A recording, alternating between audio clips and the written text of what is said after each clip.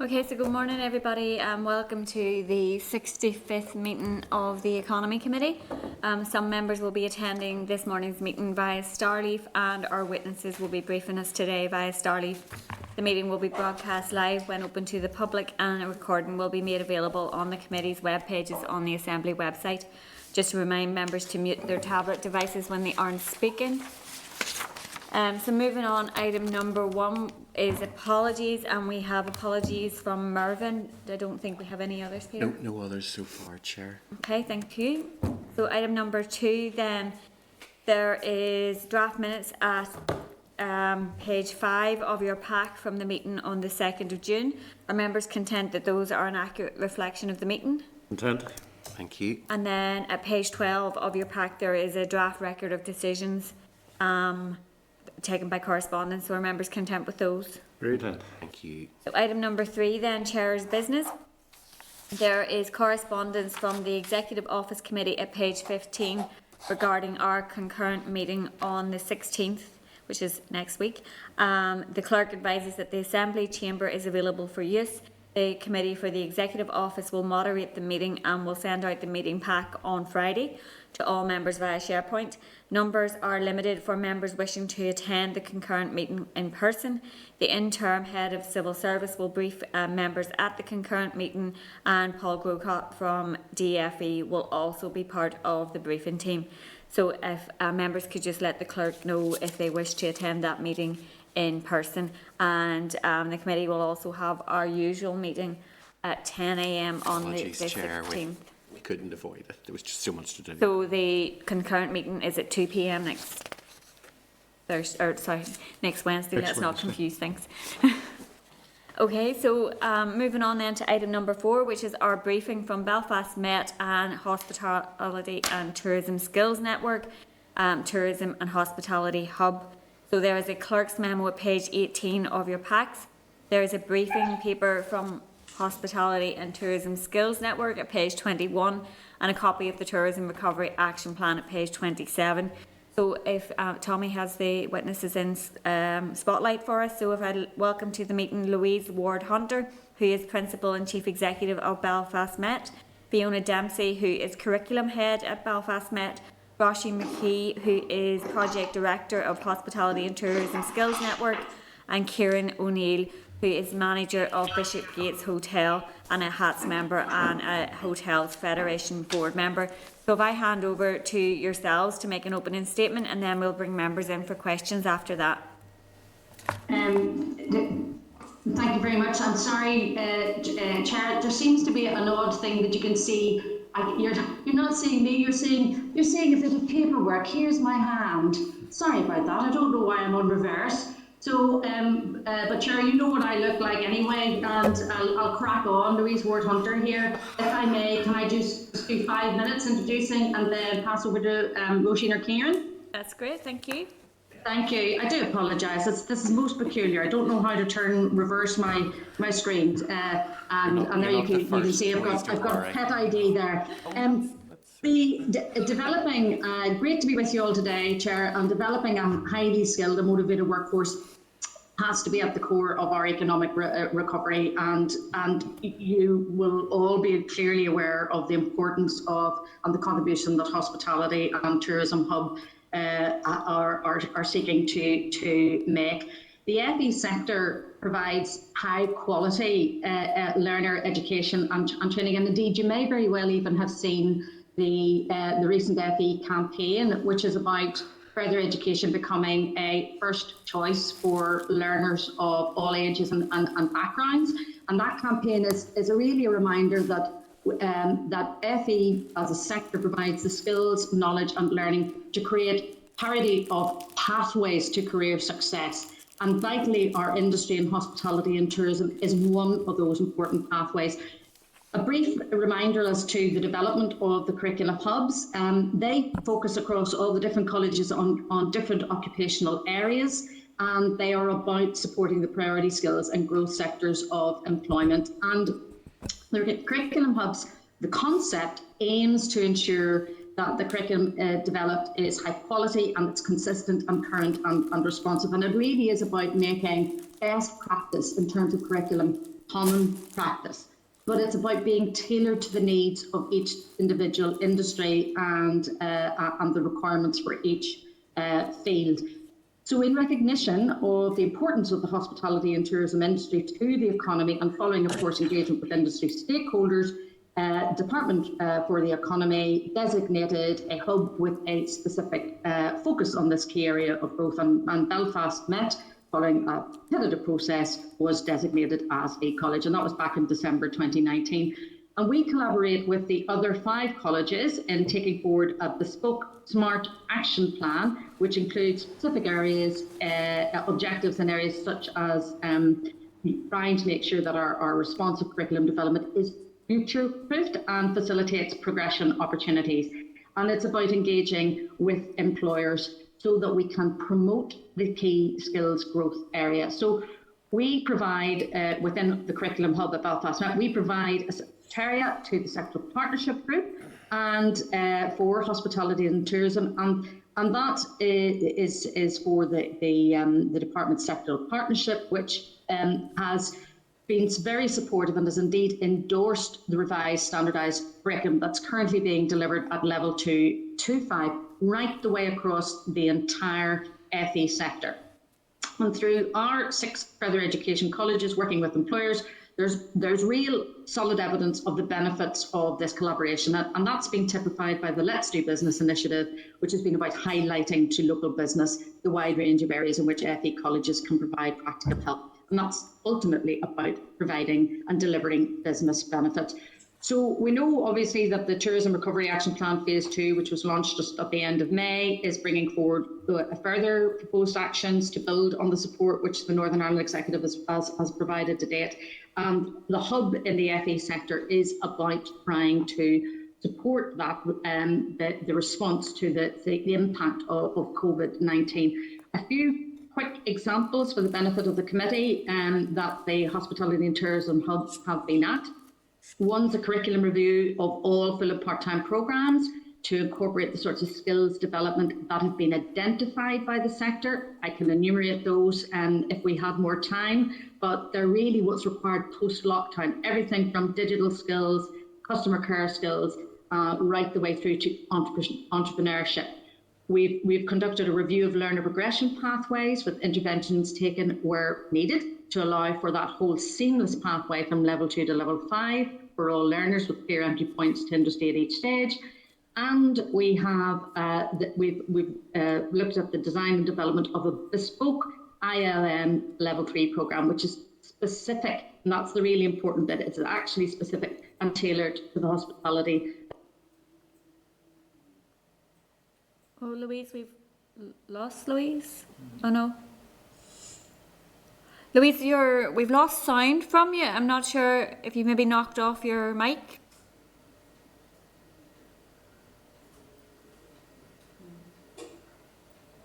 Okay. Move to Roisin. Does one of the others want to maybe come in where Louise is left off? She's dropped out there now. I'm happy to go for Huffs unless there's anything else from Belfast Met. Well, I'm happy, members. If you want, I can finish off where Louise kind of. Yes, that would be grand, Fiona. Thank you. Yes. Okay. So as Louise said, we developed a bespoke ILM working with the HATS network to support the industry, and the uptake of that has been really good, and that included a number of webinars and technical masterclasses, which had about 70 people in attendance on average. As well as that, the launch of the ongoing targeted skills development supplement by all the 6 colleges in the hub, specifically to the hospitality and tourism industry for employers and employees, informing them of the training support that they can avail of at the colleges, including apprenticeships and higher level apprenticeships. So further information we can be provided to employers and has been so from our economic engagement teams, which includes the initiatives such as Skills Focus, Innovate Us, Connected and Innovation Vouchers. So other things that we've done in collaboration to help and address the skills shortage. So when we speak, we're speaking on behalf of the 6 colleges in the hub, and we have provided support in the design, development, planning and delivery of the Hospitality and Tourism Recovery Package in partnership with DFE and the HATS Network, and included, as I said, a range of those webinars and technical masterclasses. So the Hub will continue to work effectively with these sector bodies in order to address the skills shortage that we're seeing and hearing from local employers nearly every day. And our Hub manager plays a very active role. In addition to his Hub role, he also sits on the board of Springboard Charity, championing the sector and supporting and future-proofing the talent pipeline into this sector. The Hub has also played a real pivotal role introducing and supporting the launch of the Chef Network in Northern Ireland, linking in with the Institute of Hospitality. And the support has also led to the development of some student chef annual conferences with skills masterclasses and professional skills conferences that students have benefited from in attending throughout the year. So this has been really invaluable in raising skill levels post-lockdown, and that part of that recovery plan that we have. As well as that, we also provide a platform for competitions, to raise awareness within the sector. Students across colleges partake in and the world skills opportunities where students and sector employees can learn and showcase their new and existing culinary and food service skills. And the Hub is committed to supporting such initiatives going forward and developing these excellent relationships. Furthermore, in partnership with Ulster University, the Hub has developed a planned set of student engagement activities and promotional events for this year and going forward. And where possible, skilled shortages of chefs and hospitality students entering into career, specifically with the Royal Navy. So there's quite a piece of work being done about that as well. I see maybe we have Louise back, so I don't know whether Louise, I'm kind of moving it in your space here. No, you're doing a grand job. I do apologise, Chair. I hope you can hear me now, okay? We can see and hear you now, Louise. Listen, for picking with gas, now, I mean, I'm very conscious that we have only a limited amount of time. So I suppose there was a little bit just where I wanted to flag up, if I may take the baton back briefly from Fiona before passing over to our colleagues. Is really in terms of saying, well, what are we doing to showcase the importance of the sector and the attractiveness of the sector? So a couple of things just to highlight before we conclude the introductory remarks. One is around the IFEX and World Skills opportunities, where we've had students and sector employees who are going to be able to learn and showcase the sorts of really important new and existing culinary and food service skills. So that's going to be something which is brilliant. And in terms of the relationships that have been developed across the colleges from the formation of the Hub, it's been the collaboration that has really across the 6 colleges which has helped on that. And I think that is important. And I know that Fiona mentioned there the issue, Fiona, of the Royal Navy as well. So in terms of finally about what are we doing about trying to further put the sector on the map in terms of contributing to the attractiveness of the sector, the vital thing here is about raising awareness in schools and with careers, with those in leadership roles in careers. We've developed in the Hub a really important relationship with the Careers Occupational Information Unit, and in fact that has helped provide the information that spotlight the sorts of educational pathways and careers that are available to not just schools but the general public. And indeed yesterday, when the Minister was at the launch of the Assured Skills Academy at version 1 in Belfast City Centre, the questions that were coming to the Minister and to me and to the senior leader from version 1 were all about how the Assured Skills Academy might provide pathways for people who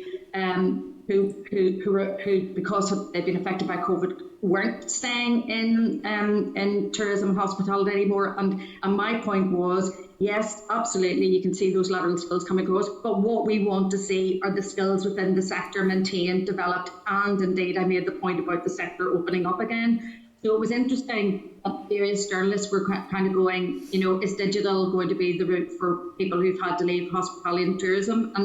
And it might be one pathway, but actually hospitality and tourism stands on its own 2 feet and in its own right. And that's what the Curriculum Hub has been trying to develop. Just 2 quick last points. The annual IFEX exhibition is biggest hospitality industry exhibition held in Northern Ireland, and the Hub has successfully negotiated that this event will be optimised to its fullest, and that's really about showcasing the very wide range of careers across hospitality, tourism and event industry, and that's a bit about linking in with careers, teachers, and there's going to be delegations for them coming in from across the province every day and introducing them to the industry. And finally, Belfast Met is also a designated hub, not just for tourism and hospitality, but also for IT. And both the hubs have been working together because the multimedia students from the IT hub have been able to produce a series of really good videos to promote the range of hospitality and tourism courses. And I think that's incredibly powerful point to conclude on, if I may, Chair, from our perspective, that it's not just the leaders within the sector trying to spotlight it. We're using students within the sector and students within our own IT hub as well to really bring to life as young role models and older role models what the vast array of potential pathways and careers are, and I think that really bodes very well for the future. So sorry about the technological problem there, and I think it'd be appropriate if I stop there, Chair. Thank you very much indeed for your forbearance. Thank you, Louise, and if I hand over to either Kieran or Roshi now. Yes, thanks. Thanks, Chair and members of the committee, just for the opportunity for being able to brief you this morning on the Hospitality and Tourism Skills Network. I'm the project director for the network, and I'm joined by Kieran O'Neill, who's been introduced as the MD of Bishopsgate Hotel. Kieran is also the lead company with holding the contract for the HATS network, which is supported by Invest Northern Ireland. So just to build on the paper briefing that's been submitted, HATS, as you'll know from the brief, is an employer-led collaboration. It's supported by Invest NI, and it brings together a strategic group of sector employers who are committed to workforce development, and they sit alongside industry associations and key delivery partners from government and education. The network itself was formed pre-COVID and by a group of core employers, and it was born out of a robust evidence base around the sector's skills needs. One of the biggest challenges being faced then by the sector was access to skills and talent to be able to meet its growth needs. So the focus for HATS is around helping to address talent attraction and retention issues in the sector through collaboration. We're taking a longer term view of skills needs in the sector, and our work programme and activities that are reflected in the briefing paper is focused really around 3 themes: the attract piece, the retain piece, which really do what it says in the tin, and engagement, which is working with the delivery and the funding partners to help realise our ambitions, which is about growing a sustainable workforce to help the sector thrive. Now, the impact of the pandemic has magnified many of the skills challenges that have been already faced, with not least the reputational damage to the sector as a viable career choice, the loss of vital skills with people leaving the sector, and the need to upskill and reskill workers to respond to some of the new and emerging skills requirements. So all of that has accelerated the need to invest in skills to support tourism's recovery, and with an opportunity to build back, but to build back better when it comes to skills and professional development. We've got to act now to avoid a skills crisis in 2 to 3 years' time. The work that's required goes well beyond that of the network, and it requires a genuine collaboration across industry, government and education. And certainly we welcome the launch of the new skills strategy consultation coming forward that will again hopefully look to be able to support and address many of those areas. We've also input not only to that in terms of its development, but also the Tourism Recovery Action Plan to set out the skills actions that are required to help the sector to build back better. And we need to see the resources and the funding aligned to be able to support the delivery of those actions, and we need to move now with a sense of urgency.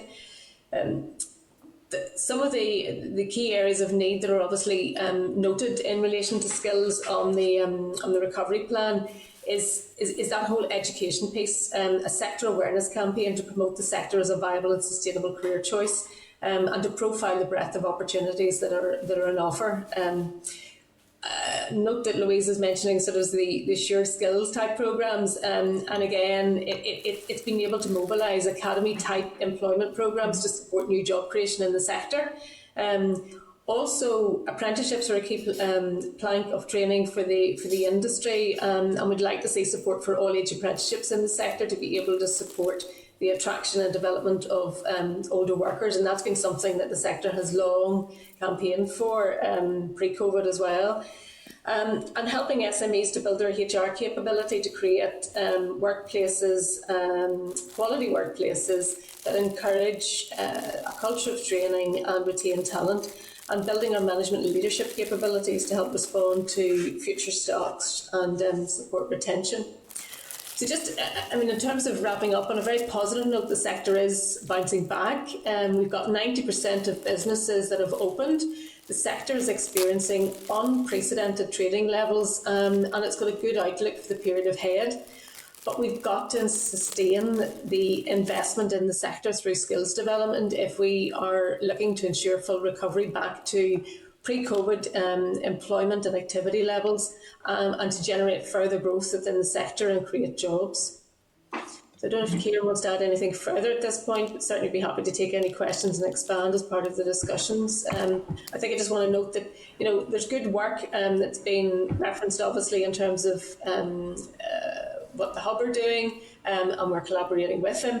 And there's work that's been highlighted just within our brief as well in terms of activity.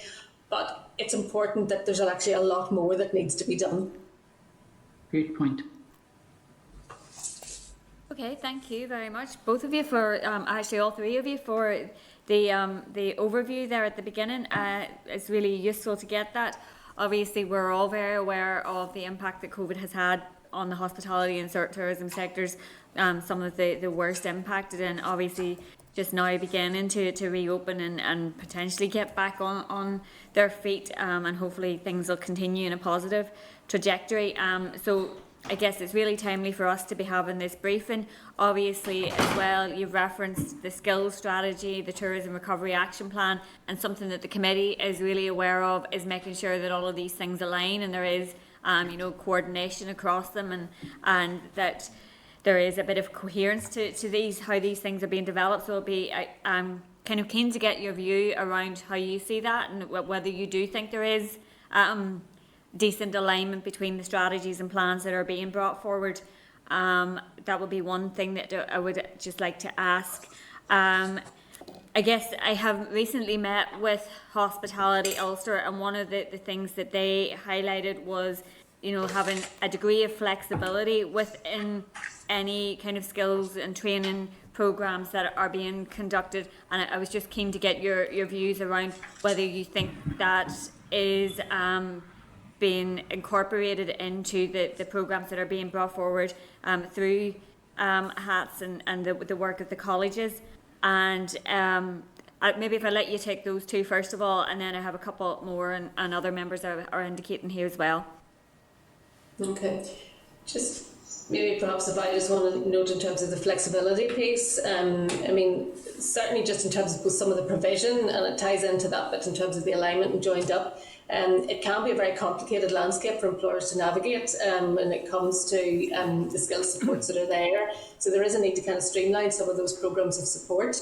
When we're looking at flexibility in and around programs, certainly there's much more of a demand within the sector for short, sharp, bite-sized chunks of learning, and we'll see obviously with the impact of COVID as well a move across to much more digitally enhanced learning, and I think that will continue because it's certainly something that's suitable for the sector.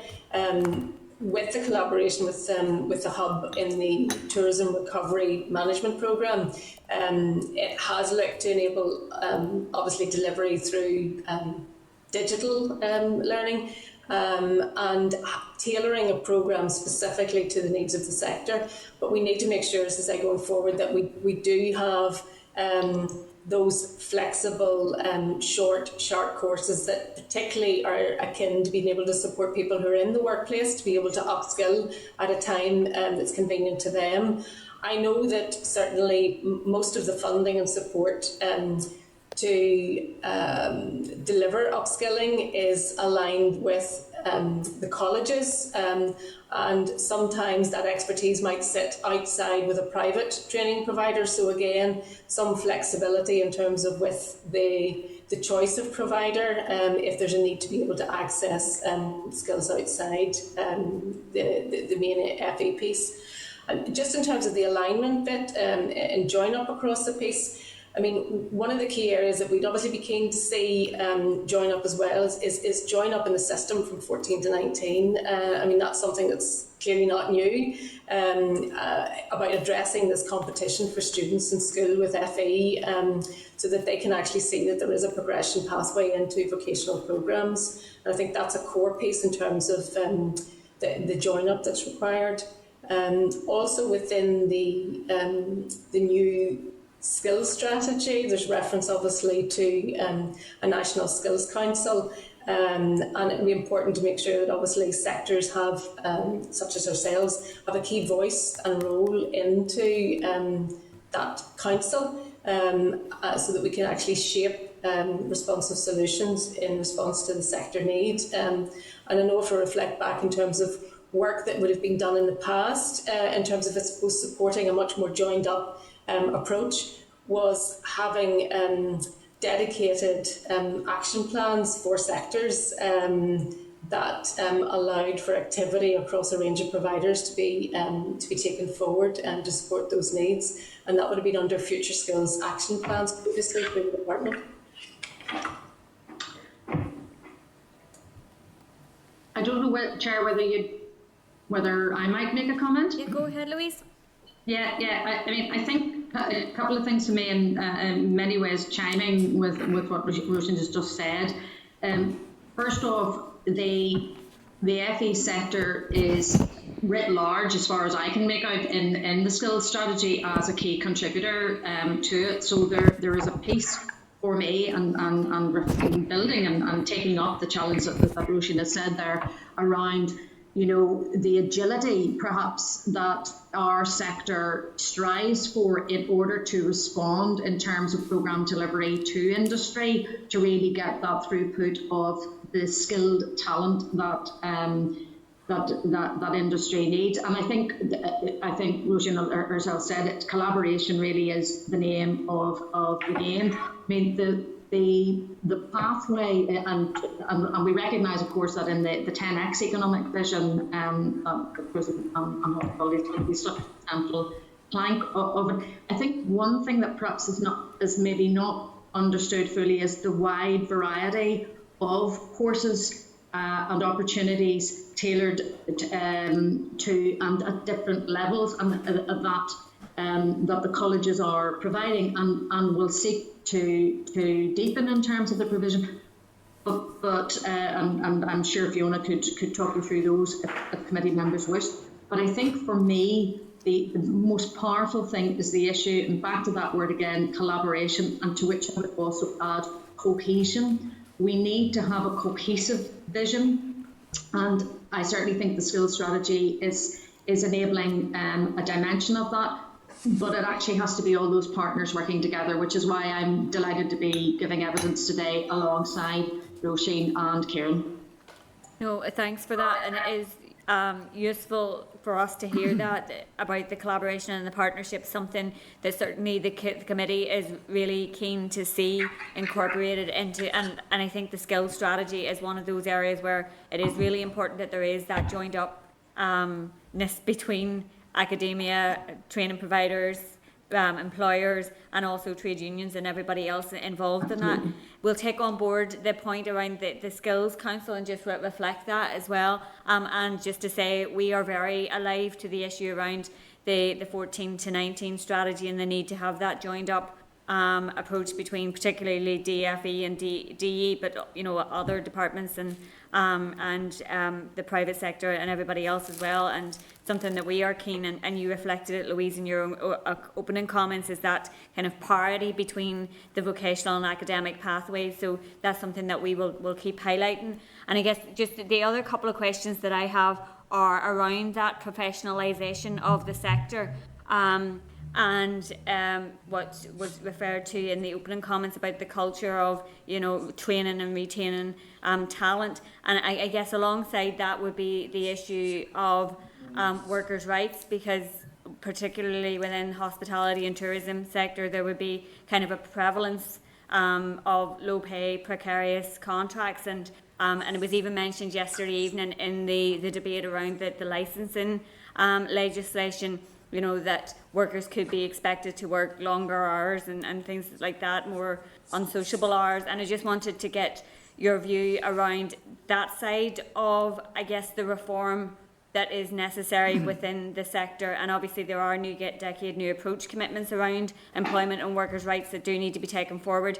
But is that something that you feel is being taken on board by the sector? And then just my final question is around the actual availability of talent at the minute. Hearing different views around that from the south and from England. Interesting views being expressed by the head of Witherspoons, who was a Brexiteer and now looking for EU citizens to come to work. So I was just wondering, what is the kind of situation in the broader scheme of things around the current availability of workforce? I mean, I'm happy to take that. I mean, it's not often that I'm quiet, but the ladies are keeping me quiet. I think there's been a challenge for employers. I mean, I was asked to chair HATS as a collaborative network back in 2018. And we had issues back then, or concerns raised by industry and frustration around the amount of money. There was 25 or 26 million in the pot, and it wasn't going to the right place. So we wanted more candidates coming through. Obviously, COVID and the challenge that we've had in the last 12 months have really devastated our industry. Without furlough, there would be no recovery. With furlough, we have a potential to recover. I mean, I have 100 employees that I employ in the Northwest, and we brought all of them back, and we're back up and running. We've had an unprecedented demand on the return since we reopened. It's been immediate. The switchback has been immediate, but we're probably operating at 70 or 80% of our capacity in terms of getting staff back. There's a massive challenge. I know that the Brexit is causing its own sort of concerns in different ends of our sectors. But as an industry, I have to say I'm 20 years in this, and the terms, the conditions, the professionalism that we're seeing in Northern Ireland has never been stronger. It's a great sector to work in. I know we get bad press, but one of the real reasons of HATS was to work in attracting people, engaging and retaining that. Through HATS, I know that Roisin has come up with a charter and a code of conduct and things like that, and through the Hotel Federation we're doing something similar. We have lots of great examples of employers, but we also have, like any other industry, bad employers and bad terms and conditions, and we as a sector need to address that.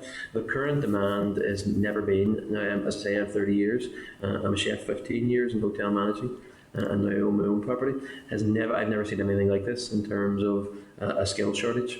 And it's two factors where people have chosen not to come back and return from furlough after seeing a different sector. We depend very much on a student-based employee that we fund through university. I've funded more doctors, nurses, lawyers through the university careers. And at the moment, with the universities away and in lockdown, that's a market that's been turned off.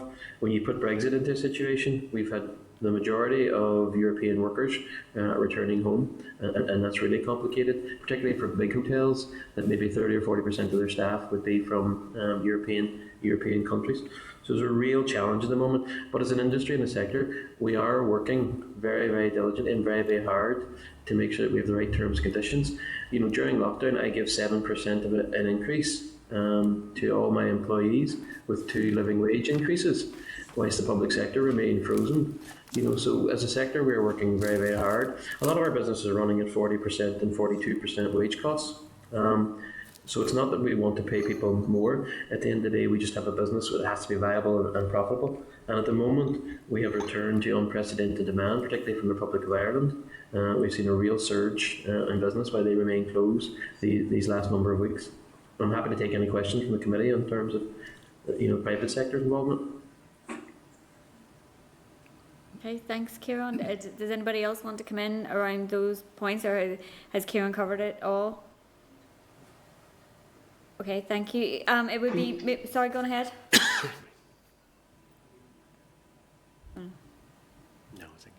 It would be useful if maybe you could share the charter and code of conduct that you've referred to there, Kieran, with the committee, because that, I guess, is something that we would be keen to see.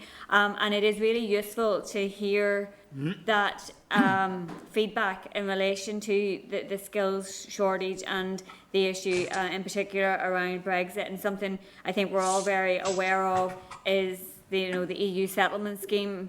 The deadline for that is the end of the month, and there has been, I guess, a little bit of lack of awareness or lack of communication around some of that as well, and it's something that we're keen to highlight. Also, so thank you for the responses there. And Mike, you're next up. Oh, Chair, thank you very much, and good morning, everybody, and thank you for your presentation and for the briefing. My area of interest, I think, is in joined-up government and joined-up delivery. So my first question is, given the range of stakeholders, how easy is it to coordinate a joined-up response? I'm not sure whether it might be helpful, Mike, to have our industry contributors first and then the public sector contributors. Would that make sense? Sure.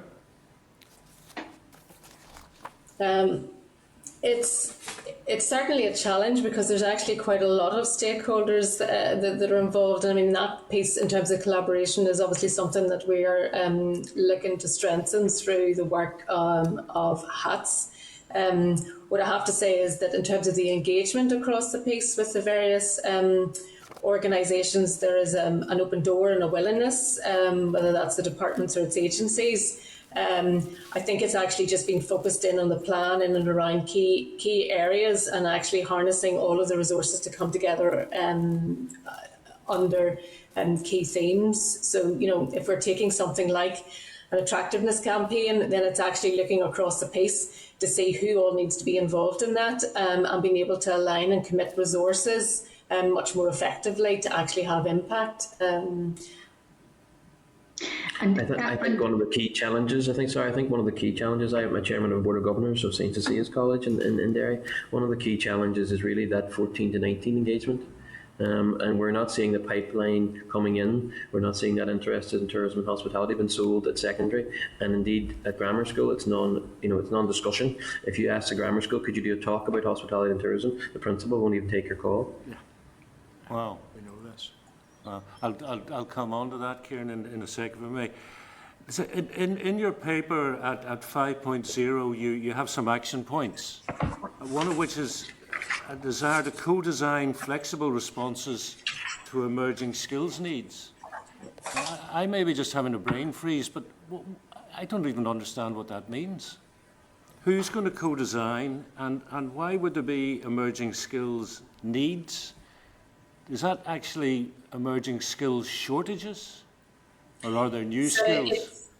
It's really about the upskilling. I mean, there's upskilling and reskilling that will be needed within the sector to be able to bounce back and to address, whether that's management and leadership skills, digital skills, social skills in terms of adapting to the needs of customers, So it's actually looking at what are those emerging skills needs as a result of COVID, and equipping our workforce with those skills. And in terms of the code design, I mean, it's critical that employers are part of actually helping to shape interventions for the sector. And one example of that has been the work around the management development initiative, where it's, HATS has gone to the department and reflected, here are areas under the management and leadership piece that we actually need to look at addressing for the sector and having that contextualised. So it's bringing the sector's voice into actually shaping the design and the delivery of the programmes to be able to meet those needs. Right, sorry. Sorry, Mike, if I can just get him in there, just further to what Roisin has said, HATS came to the college and we, through the hub, that has engaged really well, and it's worked out to be a really good platform, particularly given COVID as well, and trying to recover and that bounce back pace. And as part of that, Roisin and our members came to us, and we looked at this kind of skills that would be really useful to embed into those bespoke programs. Those new customer care in a COVID safe way, that resilience and wellbeing piece for those businesses, and also particularly for the tourism sector, the delivery of these hybrid events. It's a new model for delivery, and to try to build that into some training.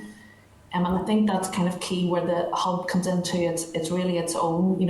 It's a platform for standardising, for sharing best practice, for solving as a collective, particularly during this past year what we faced, and to support that recovery going forward. And I think that's pivotal to be able to bring employers together, stakeholders together. The hub will engage with schools, and we've been doing so and continue to do so.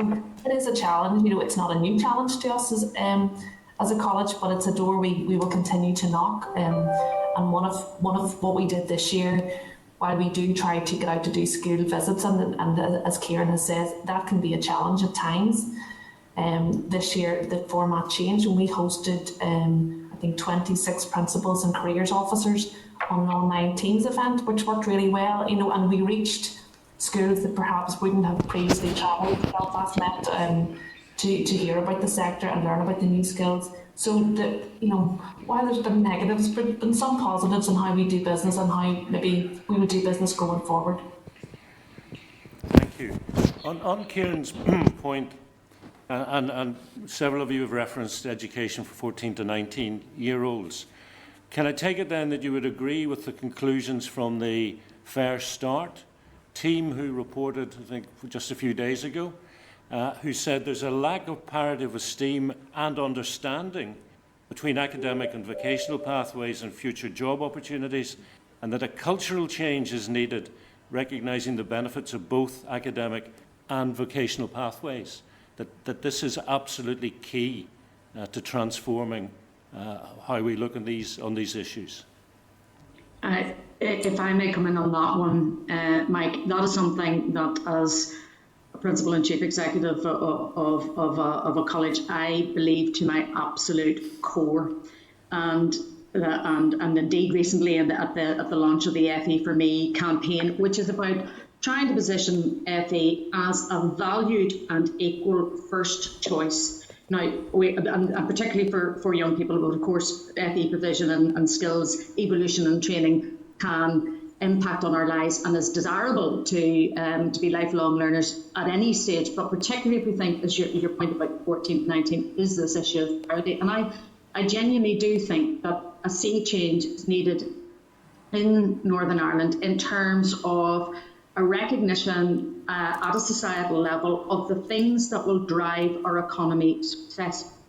And indeed, the minister, I think, just last week, in response to some questions, said, it is the be-all and end-all is not always getting a university degree, although getting a university degree is a wonderful thing. And I am sure many people on this committee have had access to tertiary, but it's not the only pathway. And at a very personal level, and I appreciate anecdotal is not always helpful, but it is in my case.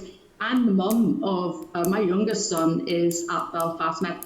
having started at a university course across the water, came home during the pandemic and has taken this opportunity to reflect and reorient, and is now going down a much stronger skills pathway, which meets actually his passion and his needs. And so I see it both as someone who's an advocate for the social inclusion and the fairness that we want in an inclusive society, and particularly an inclusive economy in Northern Ireland. I also see it as a mum. I see the impact that actually what that parity means, and that if you don't make it at 11, or if you don't make it at 16 or at 18, this is not the future that we want for our children.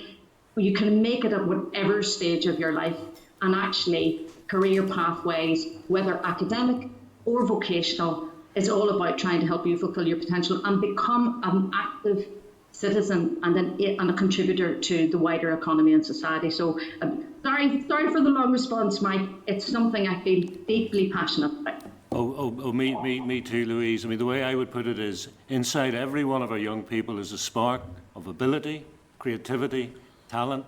It doesn't necessarily need an academic environment to blossom. I mean, I would just anecdotally add, I mean, 35 years ago, and I'm showing my age, my careers teacher told me I had no future in hospitality and tourism. And I don't think, unfortunately, that has really changed in terms of the messages it's getting through to young people. I mean, at St. Cecilia's College, not every child will go to university, but we are secondary school of the year because we promote vocational as well as academic. And I agree exactly what Mike has just said. You know, every child has a spark. We have amazing talent within the people of Northern Ireland. And not everybody's solution is to go across the water to university.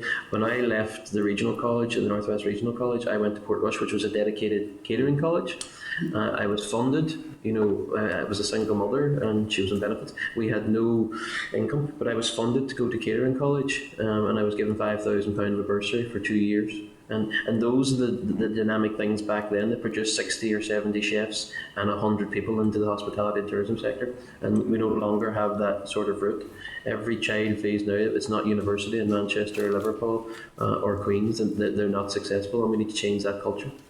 Couldn't agree more, Kieran. If every child goes to university, we will starve. And the vocational, just to add as well there, in terms of actually the spotlight on the vocational and apprenticeship route, I mean, we have that pathway in our sector right through from entry with apprenticeships the whole way through. And that's actually something that employers obviously want to see much more of a spotlight on, is those vocational pathways. And it is, as Kieran is saying as well, it's been able to actually strengthen that careers advice in schools so that young people are pointed to where the opportunities are. And the vocational pathways that they can follow, and that they can see a visible career pathway from entry right through into management roles. And if I may, just very briefly, I would agree with Kieran as well around the opportunities that young people, whether they wish to join the sector as their full-time career aspirations, or whether it is part of them learning the world of work while they study other things. And Kieran made that point very, very clearly. And that, my very first job, and indeed all my summer jobs, were all in hospitality and catering from the age of 16 onwards. What did you learn there? You learned teamwork, you developed your work ethic, you learned the responsibilities that came with taking responsibilities for customer care, front of house, back of house as well. So I think that the grounding in the world of work, that even those who are doing it as part-time jobs and as part of that funding process that Kieran said about as they study other things, there's room for all of that, and surely the demand is such that it's a tremendous grounding, both as long-term career aspirations and pathways, and also as an introduction to the demands and the opportunities that the workplace gives us all. Agreed. Thank you all very much. Thank you, Chair. Thank you. I think just a final thing on the back of that, I think what might be useful, and we're more than happy to share, what the Hub have done is actually developed a visual. I think it would be useful for everybody, so you can see all, we've aligned it to the different roles within this industry, hospitality and tourism separately, and aligned the qualification roles and the stepping on, stepping off points as well, leading right up to apprenticeships, higher level apprenticeships, FE through to HE. So that might be useful. It's a one pager, and it's a good visual, and I think that this is a key time to share that with schools, with stakeholders, and we're more than willing to share that also. Yeah, Fiona, a visual is always welcome, so that would be Yeah. very useful. Thank you. Stuart? Thank you, Chair, and thank you for the discussion that we've had up to now. And in a sense, that discussion has been around some of the issues and indeed some of the problems that is faced in tourism and hospitality. But what are the solutions? We hear all about the problems, but we actually need to see and hear some of the practical solutions to move us forward in this situation. The Chair's already touched, and others have already touched on some of the issues: pay and conditions, exiting the EU, lack of EU and overseas students and young people coming to take part in the industry here, and that's a very important and vibrant part of the mix. When we have visitors in Northern Ireland, and I hope that we will have them back again very soon, one of the joys of going into a restaurant or a hospitality situation is it's not just Northern Ireland voices that you meet, although they are very welcome. So I'm looking to hear from you what some of the solutions are. I also want to know, in relation to the hub which you have and the working with the other colleges, is that in competition with the other colleges, or is it complementing one another? And how do you do that if you're a college out west, or a college in the northwest, or a college in the south west of the province? How is that all coordinated between those in terms of students? I know many students want to gravitate towards Belfast, so how are they encouraged to stay in their local area, or indeed transfer to an area where they haven't been before, that's not just Belfast?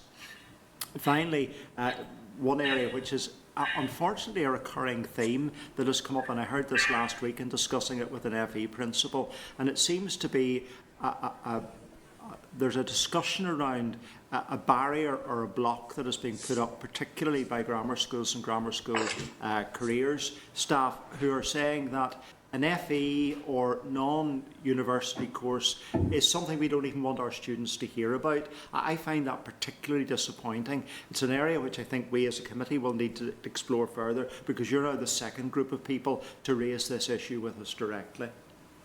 Thank you, Chair. Sorry, Roisin, or Kieran, go ahead on the first one, and I'll come in on the second. Just briefly on the particularly around the grammar schools, as A levels, I think the committee should consider the situation around A levels. We're failing our children at A levels, because the majority of schools, even in the fully learning community, cannot offer the A levels that students want. So there's a real issue around that particular pathway in A levels, and we need a real rethink of 6 years and the education piece around that. There is, from a private sector point of view, you talk about the solutions, you ask the questions. I've been involved in tourism for a number of years. I've chaired the Hotel Federation, been involved in HAT for 3 years. There is more than enough solutions. It's time for actions as opposed to solutions. Sorry, go ahead. I couldn't agree with you more. We're great about talking about strategies and plans, but actually when we start to the practicalities of delivering it, and then we start to deliver something and go down a different route later on, I think we need a very clear pathway into hospitality to make hospitality an interesting and an exciting career path. And I appreciate the point that you made about the number of young students that pass through, and they are important to the industry in terms of providing hands-on dinner plates. But there's also a major career to be had in relation to tourism and hospitality, and that side of it needs to be developed as well. I mean, I just started a program with we've taken on 3 university, from the tourism colleges, so we do a trainee management development program, and the majority of our sector are starting to do that. We are really investing in our people, but as Roisin mentioned and alluded to earlier on, retention in our industry is one of the things that we need to really focus on addressing, because you're getting people coming in for 3, 5, maybe 8 years, and leaving the industry and moving on.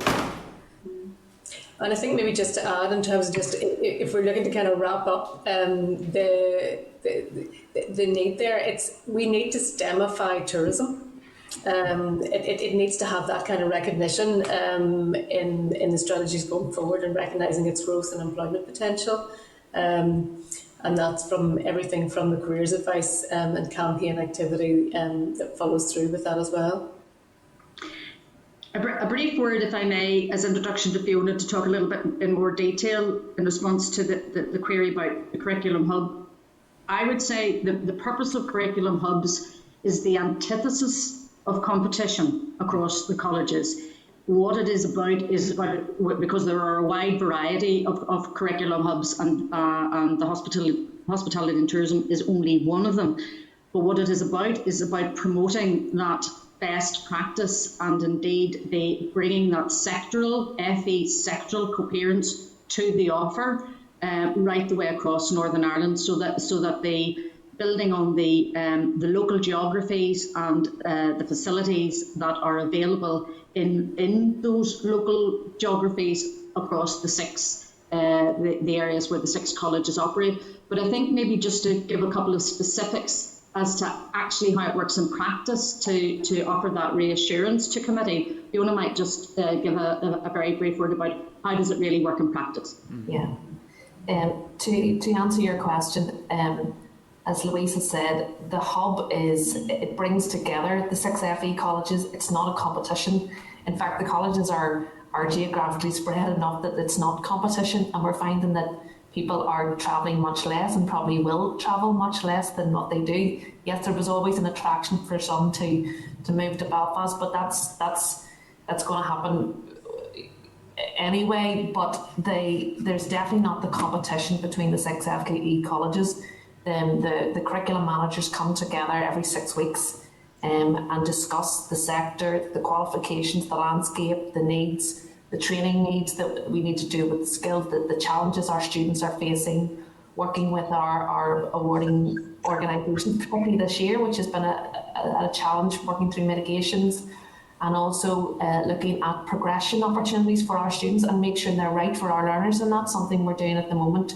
We're doing a bit of a review, and it kind of brings me back to one of your previous questions, that that gap between vocational and academic. There's actually a bit of piece of work going on that our level 3 vocational chefs, to give you an example, that they have progression onwards to kind of do that joined up piece, that they can move across from a level 3 apprenticeship onto a higher level apprenticeship piece, which at the moment there's a little bit of a blockage, and that's something that the sector working through the hub is addressing. So it's absolutely not a competition. In fact, even preparing for today and looking at the review of our enrolments across the 6 colleges, 6 managers were able to come together.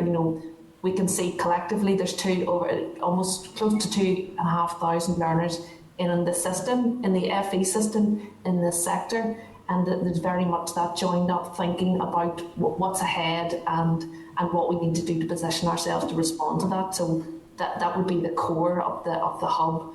There would also be that action plan that we review on a quarterly basis with colleagues in DFE, but that's something that it's fed into as a collective from all representation within the sector. Thank you, Chair. Thank you, Stuart. Good question. Can we bring Sinead into the spotlight, please? Thank you very much. Thanks for the briefing this morning and a very interesting and stimulating conversation that's happening. And I'm actually taking some heart in some of those discussions as well. First of all, the sector itself. It's great to hear that there has been a bounce back, a pretty strong bounce back in the sector. A lot of pent-up spending has taken place, and that's heartening to see. I'm also seeing here in the Northwest, and Kieran will understand this as well, I see an awful lot of vacancies, and it's particularly stressful to the business owners at this time when they are so busy that they are perhaps working with some new staff. I have been out and about over the past week or so as things have opened up, and I'm listening to business owners, restaurant managers, and they have new staff in place and trying to train on the job training, etc., when they are so busy has been pretty challenging. But there's an awful lot of opportunities in this sector, and rather than a vocational versus academia, I see this sector as actually a blend of both, and it has 2 pathways. and there should be an escalator onto the other. And I think that some people don't give it the credit that it really is, it's due. If I look around my city centre and look around my town and people that I know that are in this business, you know, they're on the whole what we call entrepreneurs. These are people that are driving the economy, and these are the people that, you know, our young people look up to, but yet the sector itself is a bit starved of that recognition as being of high value. And I think that there is that mismatch there, and the greater, you know, within the context of the work that you're doing, that engagement is a key piece as well. And sometimes we have to get to the heart of that. And it's not just the secondary schools, but it's also the parents, that they understand that the pathways that exist in the sector and how lucrative that the sector is as well. Sure, there's Kieran, he's deep pockets because of the sector. No, but it's a hard sector, hard work, but it is lucrative, and it has all manners of skills. But I'm just wondering, you know, there are challenges, and the challenges are here and they're happening. So there needs to be a bit of agility set into the sector at the minute. And I was just wondering, in relation to the academy type, you know, programs that are within the FE, are we trying to build them up so that they can respond to some of the existing challenges now? And then the other thing that I wanted to kind of really maybe ask Kieran about, you know, sometimes we change everything, you know, because the pathways and that, but some of the old school training were really good pathways. For example, like the training college in Portrush, and that, you know, is the industry being diluted by, you know, having very, very multiple, you know, training providers, multiple, you know, hubs, or are we ensuring that everything is standardised, even if there are places to take part in those courses? I think just a couple of things that I would like to stress to the committee. You know, the tourism targets that were set, you know, that 1 billion, that 2 billion. I mean, I'm in a situation where we were opened there on Monday and Tuesday, and because of staff shortages, there was very few restaurants in the city or businesses that remained closed. They've had to go to a 4-day week. So the tourists that were coming in to experiencing our city, and Belfast, the same was happening, where businesses are now closing because they can't get enough people. So they're having to short their working week. So when we align this to the tourism targets on a full recovery that we're talking about, it's going to be very difficult unless we solve the skill shortages. You know, that's the first thing, and that's a real concern when you're seeing people say, right, I'm only going to open 4 days a week because I can only get staff for 4 days a week. I can still make a viable profit within that 4 days a week, but that is not enhancing the tourist experience for Northern Ireland, for visitors coming in, both local and international. So that's the first thing I'd just like to say. Second thing, Sinead, I'm an advocate and have been an advocate. You know, I'm a student of the regional college. I went on then to study in Portrush. All the people that I studied with in Portrush stayed in the industry. There is a drop-off in terms of the regional colleges, so I am an advocate that we need to go back and look what worked in the past. But, you know, I have a son who's studying hospitality and tourism in Belfast, and he loves it, and he wouldn't change that, you know. So we have to listen to our young people to see particularly what they want. And when you look back and say it worked before, doesn't mean it'll work in the future. You know, we have a changing generation. I call them the snowflake generation because they melt very quickly. But we have to adapt, you know. I mean, we've gone now to a 32-hour-a-week full-time contract for people, and they can earn additional monies, you know, from the extra 8 hours if they want to work more hours. And I think that's one of the big things that we're focusing on, giving people that work-life balance so they want to stay in our sector. But I mean, I'm an advocate that we need to do something draconian around the chef shortage at the moment. We need to address, as Roisin has referred to, that all-age apprenticeship, that we shouldn't restrict it just to young people. And those are sort of the two key actions at the moment that are needed. Yeah. In relation to the Job Start programme and the apprenticeship programmes that are actually running at the moment, do you believe that there should be some changes put into any of those programs? I'm particularly thinking about the apprenticeship program. Is there more funding required that will help the employer take on apprenticeships in order for them to do on-the-job training? You know, Yeah, I'll let Roisin answer that. But I mean, the question is, we're looking for 3 apprentices and we're looking for job search. We can't get any candidates in to see, so the agencies who are facilitating these are coming to us and saying we can facilitate these programs, and I'm saying, well, get me the people who are interested. So I think the programs and the structure of them, yes, more funding maybe, but the structure is there. It's just getting the people to engage with them.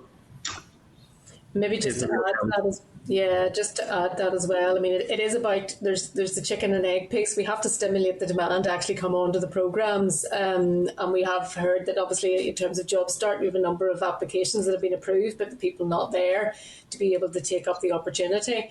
So the stimulation piece is needed.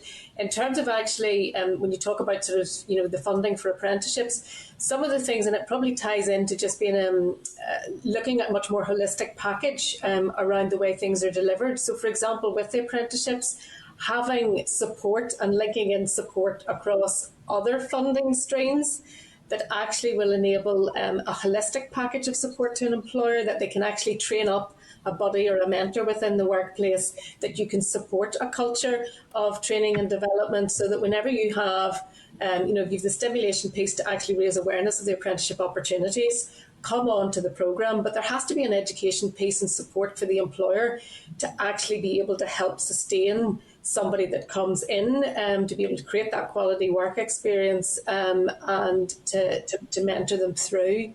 So it's creatively using some of those other skills supports, like Skills Focus, that will provide upskilling support, but connecting them in with the apprenticeships. So at the minute, we probably have a lot of supports, but they're quite piecemeal.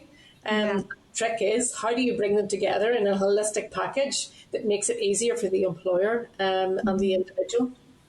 And previously there was Train the Trainer. I don't know how many years ago that was, Roisin, but Train the Trainer supported businesses.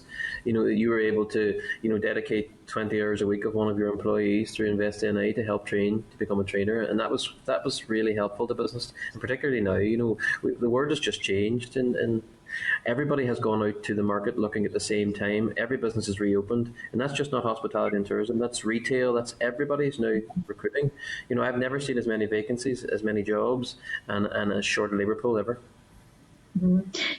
I wonder, in response, Sinead, to your question around potentially academies, but actually the bigger point being the pathways, the range of pathways, the range of levels which can build upon each other, and the different points in terms of entering the industry at that. I wonder, might Fiona say a word or two about that? And I would also just very briefly like to say that, particularly if Kieran said that the provocative comment about the snowflake generation, part of what we do in FE is the work that we do on building resilience as we develop the people, and I will say young, but they're of all ages who are coming through the programme. And the people who I've seen most of during lockdown have been our level 2 and level 3 catering and hospitality students, because they've had to come in all carefully masked in order to acquire the skills, and they've kept going and kept going. It's been fascinating to see that, because our colleges, as many other principals can tell you, have had very restricted, but we've seen certain students who the only way they can learn is come in very safely, appropriately, socially distanced, etc., on site, and they're the ones who have demonstrated. So they've demonstrated their tenacity by coming in to get those skills. I'm just talking to a couple of young people yesterday, level 2, hoping to come back next year. One had secured a job in a very prestigious restaurant in the city centre for the summer. And it's hearing those little micro successes for them that they've secured that first job, will be a runner within the restaurant, that you see the spark that Mike referred to earlier on, growing within them, but specifically on the pathways and how important that is as a layered progression. I wonder, might Fiona just be permitted a minute or two to respond to you on that? Yes, so thank you, Sinead. Just to respond to your question about suggesting an academy model, that's something we would definitely be open to having a conversation about. We have seen an unprecedented number of employers contacting the college, desperately looking for people. And obviously, you know, we've had our students in, but this year we're probably seeing a slightly less of enrolled in the college for two reasons. You know, there was a challenge to recruit for some of these programs last year because of the impact of the pandemic, and equally, you know, we had to abide by 2 metre social distancing, so it reduced the capacities in some of our kitchens to deliver training. It's hoped that we're looking to grow for next academic year, but that's still, you know, their plans still they're in place. The academy model, I think, is something that could complement what we're existing offer, and that's something we could definitely look at. And with regards to the qualifications, yes, I think that visual is really helpful. So you can see the stepping on, stepping off points or progression right through, you know, to simplify things, because qualifications is a very complex landscape, and I know the committee have previously talked about it, and we're probably going to further complicate it by September. We'll see the new level 2 traineeship come into play, and then also we'll see the new level 3 advanced technical qualification come into play. But the idea is to improve on what we're doing. Currently, that level 2 traineeship will replace the outgoing training for success, and we should see better retention of those staying in the programme and staying within the industry. So that should be a positive thing. The advanced tech will replace our full-time level 3 FE offer, but what it brings to the table is those substantive placement provision within that qualification, and that can only be a good thing, because we want to get as many people out into the workplace and to really improve those work ready skills so that they are there for employers, with the view that maybe it leads to full-time employment, or it leads to them being taken on as a higher level apprenticeship, so they're being released by employers to do some off the job training with ourselves and other FE colleges. So yes, what we're doing, but we just need to continue to improve and add to it and respond, and that's definitely something that FE is committed to doing, and any funding that, you know, would be available for any initiatives like that, absolutely. You know, we're in the business of trying to solve problems for industry and stay closely aligned to their needs. Okay, thank you very much. Thanks, Sinead. Can we bring John O'Dowd into the spotlight, please?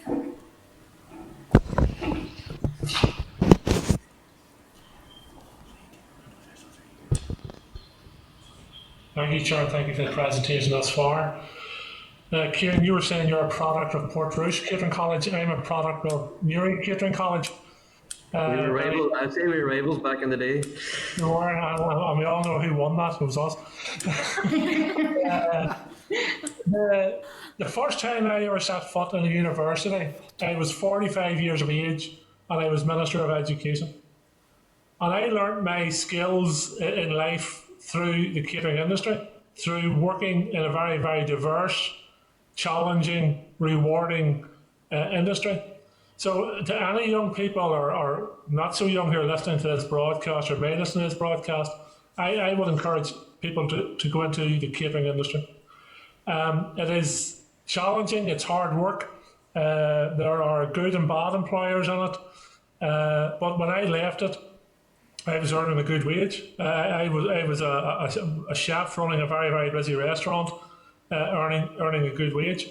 I have worked with numerous people down through the years, many of whom are still good friends of mine. Some have stayed in the industry, some have diverged off into other trades, and they learned their skills in it. I always take a pleasure in the fact when I meet people in and around my area who I trained, who are still in the industry or who have moved on to something else. So there's great job satisfaction in it as well, and you can hand down your skills to others. So I'm always frustrated when I hear schools, and particularly grammar schools, not allowing representatives in to talk to their pupils about the possible career pathways and potential career pathways that are contained within the industry. And I think parents also, you know, there's a lot of pressure on parents as well. You know, success is measured sometimes by if your children are going to university, and then that's the wrong way to measure success. And a number of weeks ago, we had the report published into Education Under Achievement, a fair start. And it's a good report. It has potential. But I asked this question last week as well, and this is where the point I'm trying to get to. We measure educational success by 5 good GCSEs, A star to C. And I'm wondering, is that a disadvantage to the catering industry as well? Because are we losing potential candidates into colleges and into apprenticeships and into other things because they haven't achieved the so-called, and they are good GCSEs, 5 good GCSEs, A star to C in English to Maths, including English and Maths. Are we measuring success the wrong way? Is the point I'm trying to get. And I think that's also maybe the problem with the grammar schools as well, because they're seeing academia being measured. If you can put somebody into a career pathway which will be rewarding and well paid, then I think that's success. I think it's critical, that we focus, on that first to 5 years. Getting a child through and leaving school. I'm an advocate they shouldn't be allowed to leave school until they have their maths and English. We are failing children in 6th year. That's where we're failing children. The information we're giving them, the direction we're giving them, the lack of vocational within our secondary school or RFE. But I think every child should be kept at school until they have their maths and English, because one of the things that we have in our industry is when you come into the sector, as you grow into management, that is needed. That holds a lot of really fabulous potential people behind that they haven't got that base in maths and English. And it's not a complicated maths and English you need. I don't need to know the corner of a triangle. I need to know to add, divide, so it's critical. And as chairman of the Board of Governors, and you as an ex-education minister, we've been in the same room. We're failing them at A level at the moment, is where we're failing them. And whilst children are still doing their A levels, they should be continuing their maths and English. If they haven't got it, they should be given more support, and it's more critical. At the moment, there's a massive challenge in schools. What schools have had to experience through COVID is going to have a lingering effect for the next 2 to 3 years. We have really damaged children's education over this last 12 to 18 months. It's going to be a recovery plan, and we need to address that. But I'm for getting children educated in their first 5 years in life, but also in terms of they need academic that they can get through, and they should be left with a certain core. I educated in North America in some start, and you had to get your high school diploma. And if you didn't, you were there until you had a beard and a mustache, and then you moved on to. So I think it's critical, because it means that they can develop further later down the line and move in. And one of the great things about our industry at the moment is the diversity. So chefs at the moment can become entrepreneurs, they can open food vans, they can open cafes, and that's one of the real challenges we're seeing in the sector. There's so much diversity now in tourism and hospitality that there's not just the core hotel or restaurant. There are so many ways to earn money in this whole entire sector at the minute, and that's why it's growing. To the billion target, to the 2 billion target, and that's the real challenge. We have to get more people in. But I interviewed on Tuesday we cannot get a HE teacher for St. Cecilia's. We couldn't get an applicant, so we can no longer teach home economics past 3rd year at St. Cecilia's College to 800 girls. That's where we are in the terms of the moment. There's not that push. It needs to start at primary. We need to educate them around food, nutrition, and obesity. All these things need to come through primary school. It needs to be carried into 1st to 5th year. But I'm an advocate for maths and English. You shouldn't leave school unless you have it in some form. Maybe not to O level or GCSE. You need an A or a B, but you should have your basic knowledge of both those before you left. And we really need to rethink. And you need to talk at executive about rethinking A levels and getting that vocational and university paths. John, if I may, I have very, very strong views on the issue of how our schools are supporting our young people and where the interconnection with FE might be, and indeed how young people sometimes come into FE regretfully having not had the best experience at school and not having walked away with the qualifications that they aspire to. And as you said, and the marker, the ready reckoner is the 5 good GCSE. So there is a point around how do we get the system, the joined up system, particularly on that 14 to 19, working for all. And that's about building an inclusive economy and vitally an inclusive society. and you'll know that the FE colleges have not just a mandate or a requirement to deliver to the needs of the economy, but also a social inclusion mandate as well.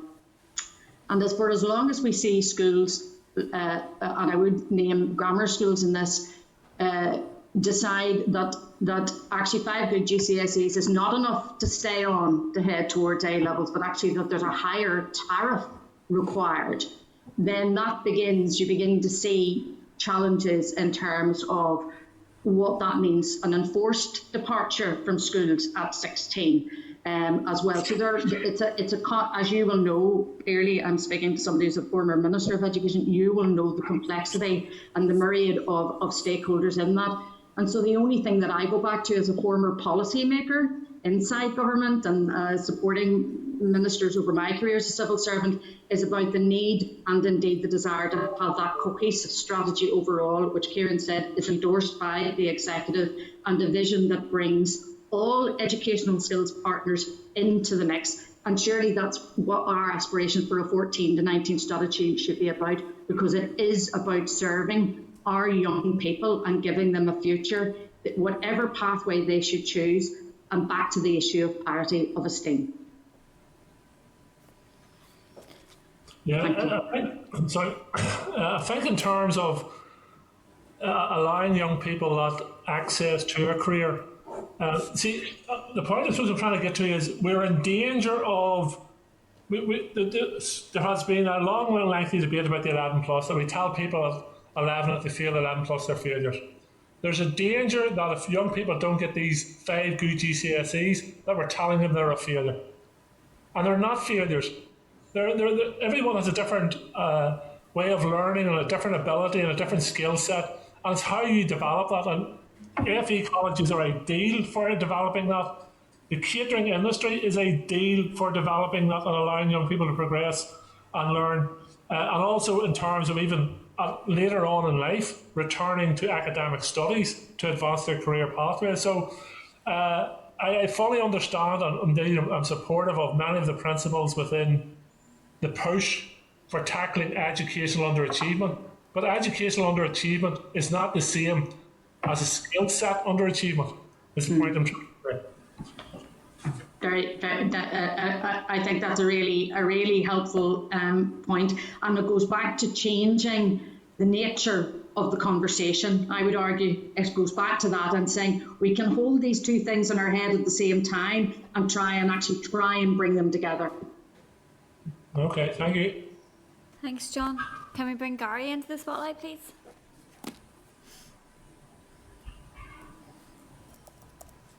Thanks, Chair, and thanks to all of those who have contributed. I think it's been a very useful conversation. There's a lot of optimism there. I think that's, of course, brought on by the fact that our industry is now able to open again and we're all able to enjoy the best that it has to offer. Kieran had mentioned some of the best practice which exists in terms of how you ensure that the young people through our colleges and through our schools get access and a way into the hospitality industry. And that's one of the frustrations that I have raised on many occasions in this committee, is the fact that our careers advice at times, and whilst there's some fantastic people giving advice, at times it just doesn't match up with the needs and the realities of the society and the world that we're now living in. So that's something that has to be addressed. Many of the questions have now been covered at this stage, so I'm not going to rehearse everything that has really been said. But what I would like to find out is how you as a group share that best practice, because we've heard fantastic examples of where Board of Governors, for example, I think Board of Governors who have a wealth of experience from different industries, I think they make up the best Board of Governors, where people with experience can say, no, this is the area where the jobs are, this is where the skills gaps are, this is where we need to be going. So how do you share that best practice right across Northern Ireland? The other question I would have is around your engagement with the Education Department itself. Do you regularly engage with them? Do you feel that your experience and your, I suppose, everything that you've said today, do you feel that that's been heard within the department? And in terms of immediate actions from this committee, what would be sort of the top priority that we as a committee could do to try and help you go forward? I know there's a number of questions there, but as I said, I'd appreciate if you could maybe address some of them. I think as a chairman of Board of Governors, I don't think EA has any focus on creating careers.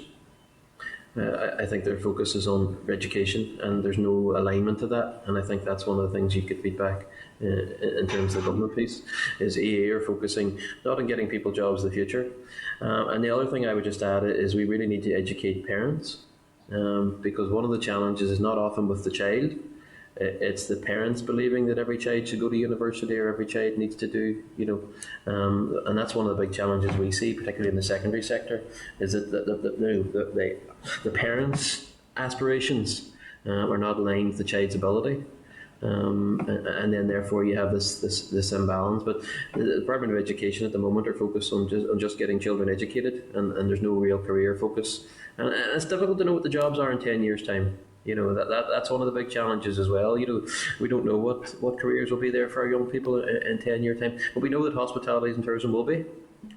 We will need hospitality. It's a great sector for Northern Ireland. It's only going to continue to grow. We've only scratched the surface, and unless we solve this particular feeding in, whatever way we do it, through our young people, through bringing people in from different cities, from apprenticeships for older people, if we don't get all these things balanced, we're going to stunt the growth of Northern Ireland, really. The Northern Ireland economy is going to be held back, because you're going to find places really only opening 50% of the time, 50% of capacity. So EA, not careers focused, and parents need educated. And maybe just to add there in terms of just the solutions, it's multifaceted, and I think as part of the conversation we've brought up a number of them. So there's no single bullet. It's a mixture of all of those and being taken forward in collaboration. So, the campaign piece in terms of actually stimulating the demand and getting out that information about the sector and its opportunities, and actually that it's never been a better time to come into the industry as it is now. And apprenticeships, it's not just young people, but it's actually looking to be able to attract in and reskill people from other sectors, whether it's through those academy programs or the all-age apprenticeships. Can I just come in there from the college point of view? It's really interesting, Gary, that you talked about careers versus kind of coming onto a programme or a qualification, and that's a stance that we have really changed in Belfast Met over the last 2 years. That we're moved away from selling programmes and selling qualifications. We're selling careers and trying to create that. And part of that conversation started, and you may recall from the TV, there was, I think it was the RAF TV ad, if you can fix a bike, you can fix a car, and if you fix a car, you can fix a tank. And trying to build that kind of promotion material that was available on our web, and showing that you can start here and where your journey should take you. And that's been really important, I suppose, in the marketing of what we've done as a college. With regards to your point about what links have we had with schools, that has been a decreasing situation for the last 10 years. We have very limited engagement with schools. They, particularly around our level 3 piece, I think they see us as competition rather than something that, that can look to sit alongside. I think we've seen every student who walks through the door of an FE college or a university is different, and it's finding that path. But we recognise that as in the FE sector, that everybody has to find their path, and it's something that we would really embrace kind of other education providers to do also, so that the two can sit hand in hand. There's space for everybody in this, putting the learner at the centre and focus of that conversation. With regards to sharing best practice, I suppose the key thing, what we have tried to do and we're trying to do at the moment, working with other FE colleges, is to build our profile of case studies of those working in the sector and start to share that across multiple platforms with multiple employers, stakeholders, parents. We say parents are the key influencers. We need to reach the parents, and it's how we do so. And conversations and stimulus around that would be most welcome. Thanks for that. That has been very, very useful. And I take your last point, Fiona, around the case studies. And I think that that's really important. And that sells it. When you hear John, talk about, his experience in the industry, myself, I was at a Northwest Regional College. And not that I suppose people would look at me and say, not the best example, but there's many of people who have went. There's fantastic case studies there, and it's just encouraging people to say no, that this is a fantastic pathway, and to Kieran's point, it's not just about saying to someone, look, you get such and such degree. This is about careers. This is about developing careers. So look, thanks for that, and as I say, thanks for all the work that you're doing at this minute in time. Thank you. I just want to say thanks as well for the briefing. I know we've kept you a bit longer than what we were scheduled to be here, but it has been a really, really useful conversation for us, and some points there that we will be reflecting back to both to the department and as part of our ongoing work around the skills strategy. And that piece in particular, we have officials coming on in here now after you to talk to us as well around vocational qualifications and assessments. So some of them we can pick up here directly, and the one around the careers advice is something that we have been hearing on a consistent basis. We know that over the course of the past year it has been provided online, and that has opened up, I guess, the access for parents and for young people to kind of a broader understanding of the type of careers that are available, and it's something that we're very keen to see taken forward, maybe on a more permanent basis as the careers advice progresses. So look, just to say thanks for your input this morning. It's been really useful to us, and I'm sure we'll be engaging with you again soon. Thank you very much indeed, Chair. Thank you. Thank you. Okay, Peter, do we need to do... Chair, if we make some suggestions in terms of writing to the Minister, if members are content, we can lift a lot of the recommendations and suggested actions from the HATS briefing. There's other bits and pieces there, the points that were made about collaboration, cohesion and so on, and potentially greater cooperation with the schools. It would also be useful to put in that letter.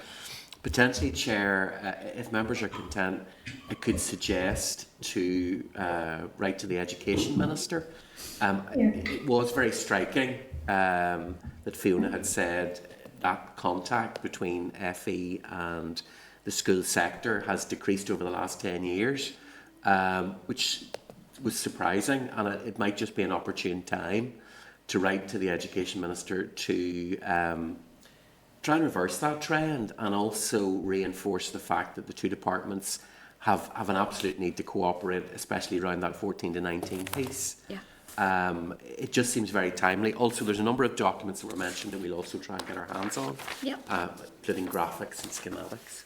Chair, it might also be helpful if we raise the issue of careers advice internally in the Department of Economy with careers support staff there as well, and see if we can gain what their experience is of what are being told. Yeah. Okay. Okay, members, then we're going to move on to our next briefing, which is a departmental briefing on vocational qualifications, examinations and the youth training reform paper that we had received last week. So there is a clerk's memo at page 45 of your pack. There is a clerk's memo from last week's meeting at page 48. Then there are departmental briefing papers on alternative assessment awarding arrangements for vocational qualifications at page 54. There are departmental briefing papers on reforms of youth training at page 70. There is a copy of a progression pathways document which was provided by the FE colleges at page 17, and we have a number of officials joining us this morning to brief us. So if I could welcome to the meeting Clem, Rory, Donna, David, Catherine and George. And everybody is there in the spotlight already. So if I hand over to yourselves just to give us a bit of an opening briefing. I think we are going to have two separate briefings. Is that how it's been? I think the way it's going to be structured is two parts, and we can sort of take it from there as to whether members want to ask questions after part one or whether they want to wait till the end of part two. Okay. Okay, so if I hand over to yourselves. Okay, thank you. Good morning, Chair and committee members. Can you hear me okay? We can, yep.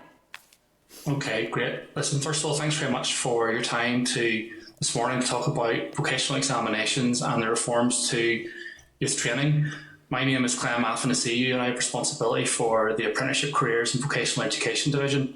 So as Peter's updated, we're going to cover this session in two parts. Firstly, around vocational examinations COVID response, including essential skills, and then moving on to youth training. So starting off with the vocational qualification response work, I'll provide a brief overview of the context, the key challenges and the outcomes that we've achieved over the past 15 months with a brief forward look to the next year. So to set the context, this work is really essential to ensuring that we have the supply of skills to the economy and we support the progression of a wide range of learners. Vocational qualifications landscape is complex, as been mentioned in the previous session as well. And there's about 2,500 qualifications, 89 awarding organisations and a wide range of education settings. They also serve a number of important but distinct purposes, such as progression or signalling occupational competence. And these different purposes had a major impact on our COVID response, which has led to the differentiated approach that we'll walk through. And also finally, in terms of context, collaboration across UK regulators is a real key and substantial feature in our response. This is because it's really important for us to provide continuity and consistency for learners and to try and protect the portability and integrity of qualifications. So we'll start off with the work in summer 2020 at the outset of the pandemic.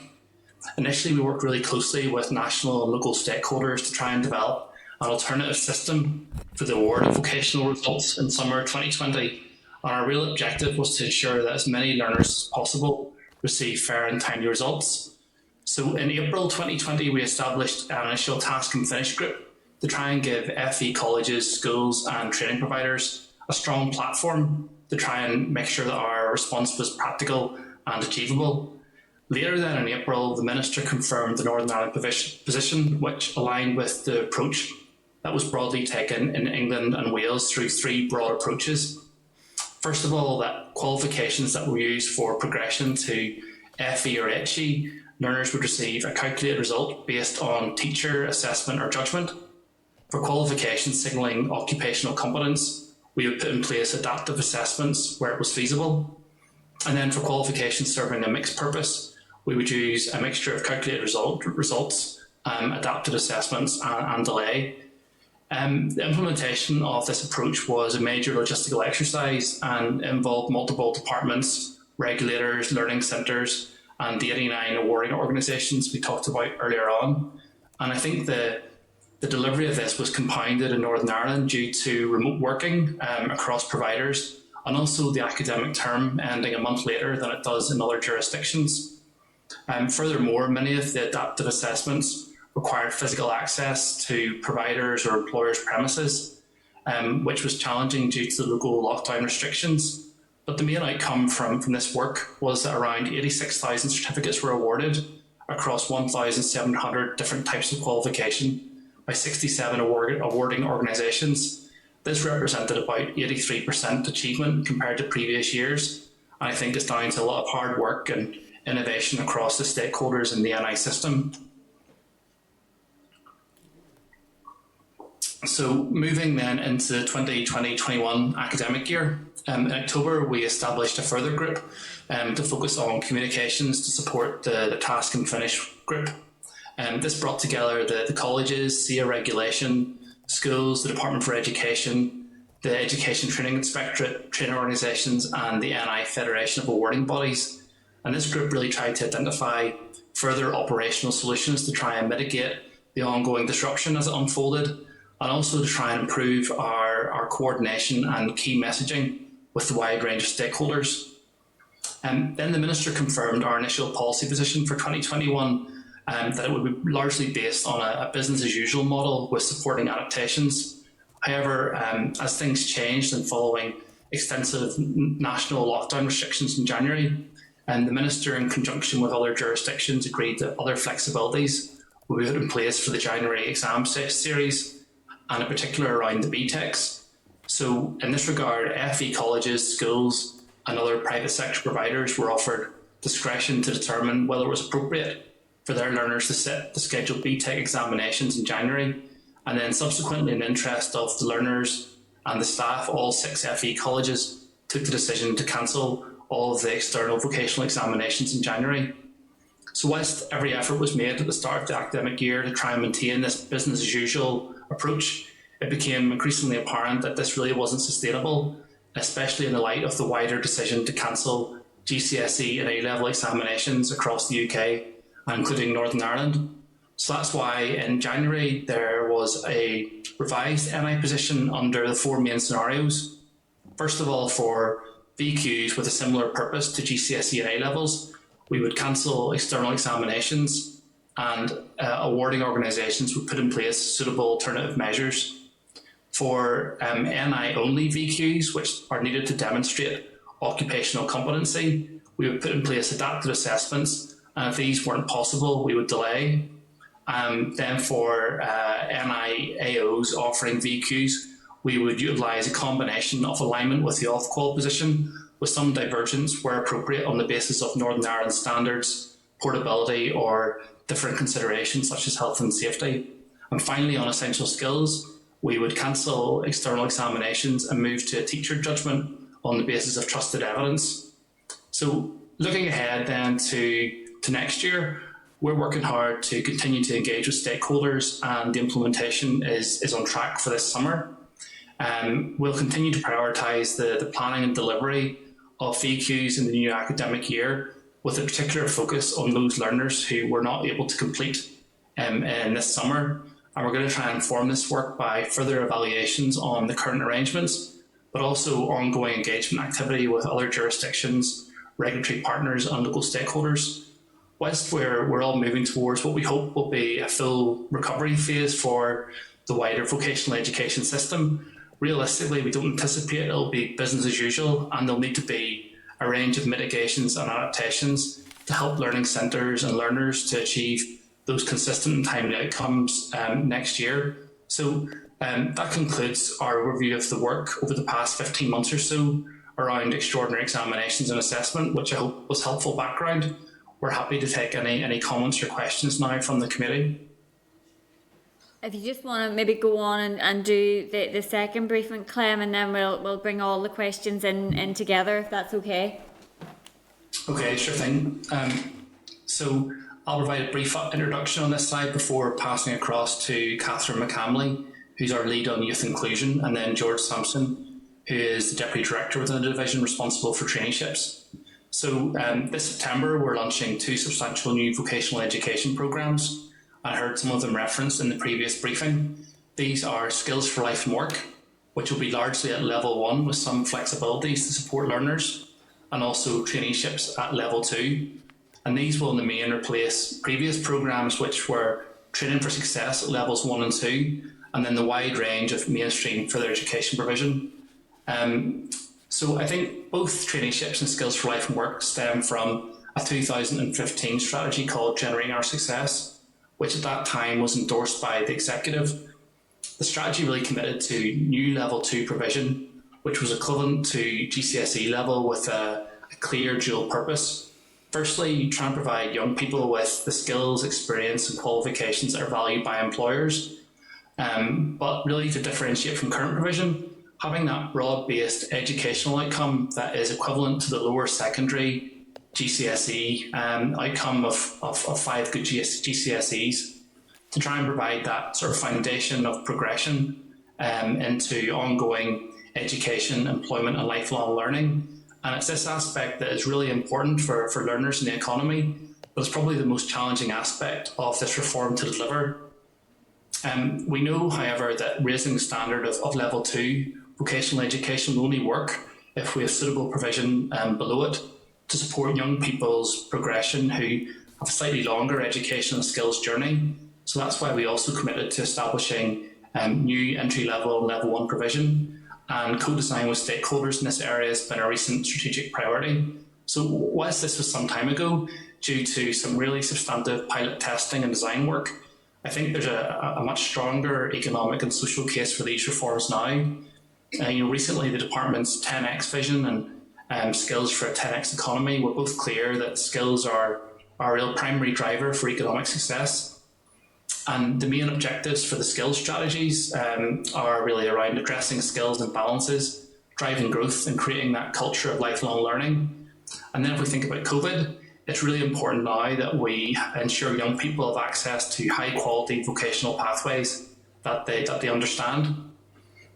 Moving on a little bit now to what's changed in the world of work. Alongside the academic and vocational pathway in the past, there have been a significant volume of young people who would progress directly into lower skilled jobs. But we know that this pathway is rapidly declining and that only about 10% of job opportunities will be available to those without that broader level 2 outcome in education, whereas about 30% of school leavers each year fall into that bracket. And that rises to 50% for those learners who are entitled to free school meals. So that adds up to a really big reduction in the life chances and security for a significant proportion of young people. At the other end, we know the skilled vocational pathway faces a sustained shortage in higher level technical skills. Whilst there's always going to be a lot of demand for graduate and postgraduate skills, level 3 is actually the highest level of undersupply, and there are around 20 degree students for every single level 4 to 5 student in the UK. So if you think about this provision, whilst it's not at levels 3, 4 and 5, there's a really important role to try and increase our engagement with those cohorts and map out an effective progression pathway for those groups to ensure that they've got the foundations so that they can progress and meet what is a really considerable gap at the higher level in terms of skills. I think the needs of participants who use these provisions have also changed significantly also. Whilst there's been a lot of hard work and commitment and innovation across the range of TFS providers and some really impressive success stories, I think if we look at it on the whole, there's been declining numbers of participants, declining providers in the marketplace, and the needs of the users have changed to the extent at which it means the TFS programme is only delivering modest outcomes. A recent independent review by the ETI recommended that TFS be replaced by a more flexible programme at level 1, and then that this be partnered with a separate and rebranded vocational programme at level 2 with a focus on progression. So that's quite closely aligned with the strategic intent I mentioned earlier on. We also know that good qualifications are no longer enough. So for young people to succeed, we have to try and develop those wider transversal or meta skills, such as teamwork and communication. And there's a much stronger focus in the development of these skills in the new provision through high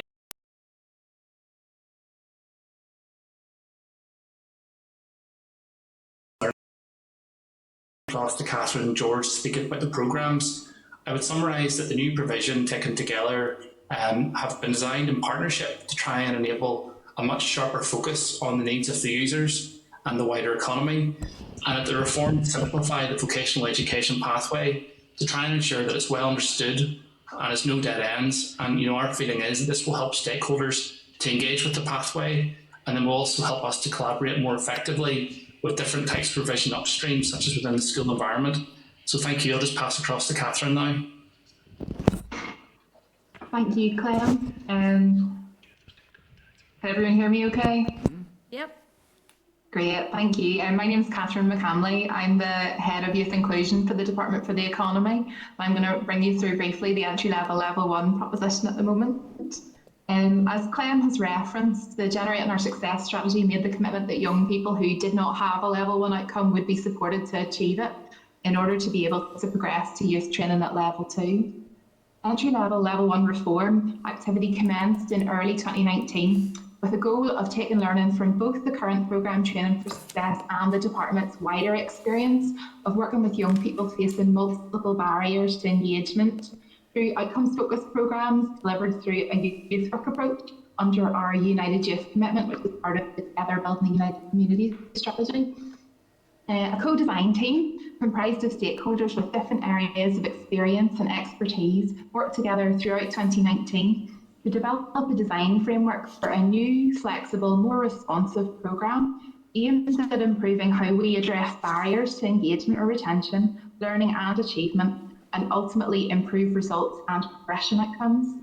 However, due to time constraints and a need to ensure continuity of training availability, a project assessment review panel advised that additional time would be needed to fully develop the reformed programme, particularly in terms of delivery of the framework in practice, so the implementation aspect. Therefore, the team have been working to bring forward an interim programme called Skills for Life and Work, as Em had mentioned, which is based on the underlying TFS funding model. However, it also includes some positive changes where they were possible, including lessons from our co-design process, so we could move towards and embed some incremental change within the scope of the delivery model. This programme was initially scheduled for a September 2020 start date, but was postponed to 21 due to the impact of the pandemic. In terms of what learning the programme provides, providers must support participants to achieve regulated professional and technical qualifications, as well as regulated qualifications in personal and social development, in employability and in essential skills. These will be targeted flexibly based on prior achievement, and while they usually be at entry level or level 1, there's also some provision for level 2 achievement where this is appropriate, particularly in essential skills and the other curriculum areas as well, according to the individual need. Providers must ensure that the qualifications selected have clear progression value that meets the participants' ambitions, especially with regard to the progression pathway into the Northern Ireland Traineeship, where the basic entry requirement is 4 GCSEs at D to G, including English and Maths at D to F or an equivalent. So I'll just take you through the key design elements of Skills for Life and Work. There will be an individualised personal training plan for every participant, a flexible delivery model undifferentiated by level, including the option for a proportion of online remote learning so as to maintain the new blended learning expertise developed over the past year, personalised targeting of qualification levels, a strong emphasis on the progression value to the participant, good quality world of work activities and a work placement only when the participant is ready, and a participant training allowance. So what does it mean? A more personalised programme focused on progression and success for participants. Skills for Life and Work will be open to eligible 16 to 17-year-olds, and then there'll be certain extensions to age eligibility for those young people with disabilities or who are coming from an in-care background. Participants will have a training entitlement of 104 weeks or 156 weeks if they have a disability. The business case outlines a likely demand of up to 1,500 young people commencing training throughout the programme each intake year, on the basis of a 1-year initial recruitment period with the option to extend the contracts for 2 further years. The procurement competition launched in January 2021. Competitions have not concluded yet, and once the contract award information is in the public domain, we will advise members of the committee of the details. My team are keen to resume development work on the fully reformed programme as soon as possible. Our capacity has been limited so far by COVID-19 contingency work and the ongoing demands of preparations for the interim programme. The fully reformed programme will be operating in a different landscape with the end of the European Social Fund in Northern Ireland and in a post-COVID-19 labour market. The reformed programme's goal is to meet the individual needs of the cohort of young people who face many and varied barriers to engagement and learning, and to provide a framework that supports their social and emotional growth alongside the employability and functional skills that employers tell us that they need their entry-level staff to possess. It will feature key practices from youth work aimed at helping participants to take greater control and ownership over a learning journey and a pathway to employment that works for them.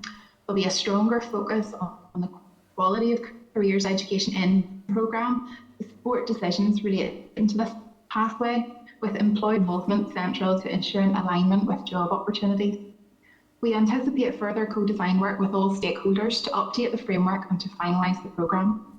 Work will be undertaken in partnership to consider wider impact on the development programme design and to bring forward reform as quickly as possible. So thank you. I'm going to pass on now to George Sampson, who will be taking you through the traineeships piece. Thank you. Thank you. Hello, can everyone hear me? Generating our success, the Northern Ireland Strategy for Youth Training committed to the development of a new youth training system that delivers sector-relevant skills and knowledge at level 2 and integrates work-based learning along with core literacy and numeracy skills. To that end, the Department developed a Traineeship Program that will work towards participants achieving a 5 GCSE equivalent outcome, including English and Mathematics qualifications at level 2, and additional qualifications deemed relevant to the needs of individual sectors. Traineeships have been developed based on extensive research underpinning the review of youth training, including primary research with key stakeholders such as employers, sectoral representatives and young people.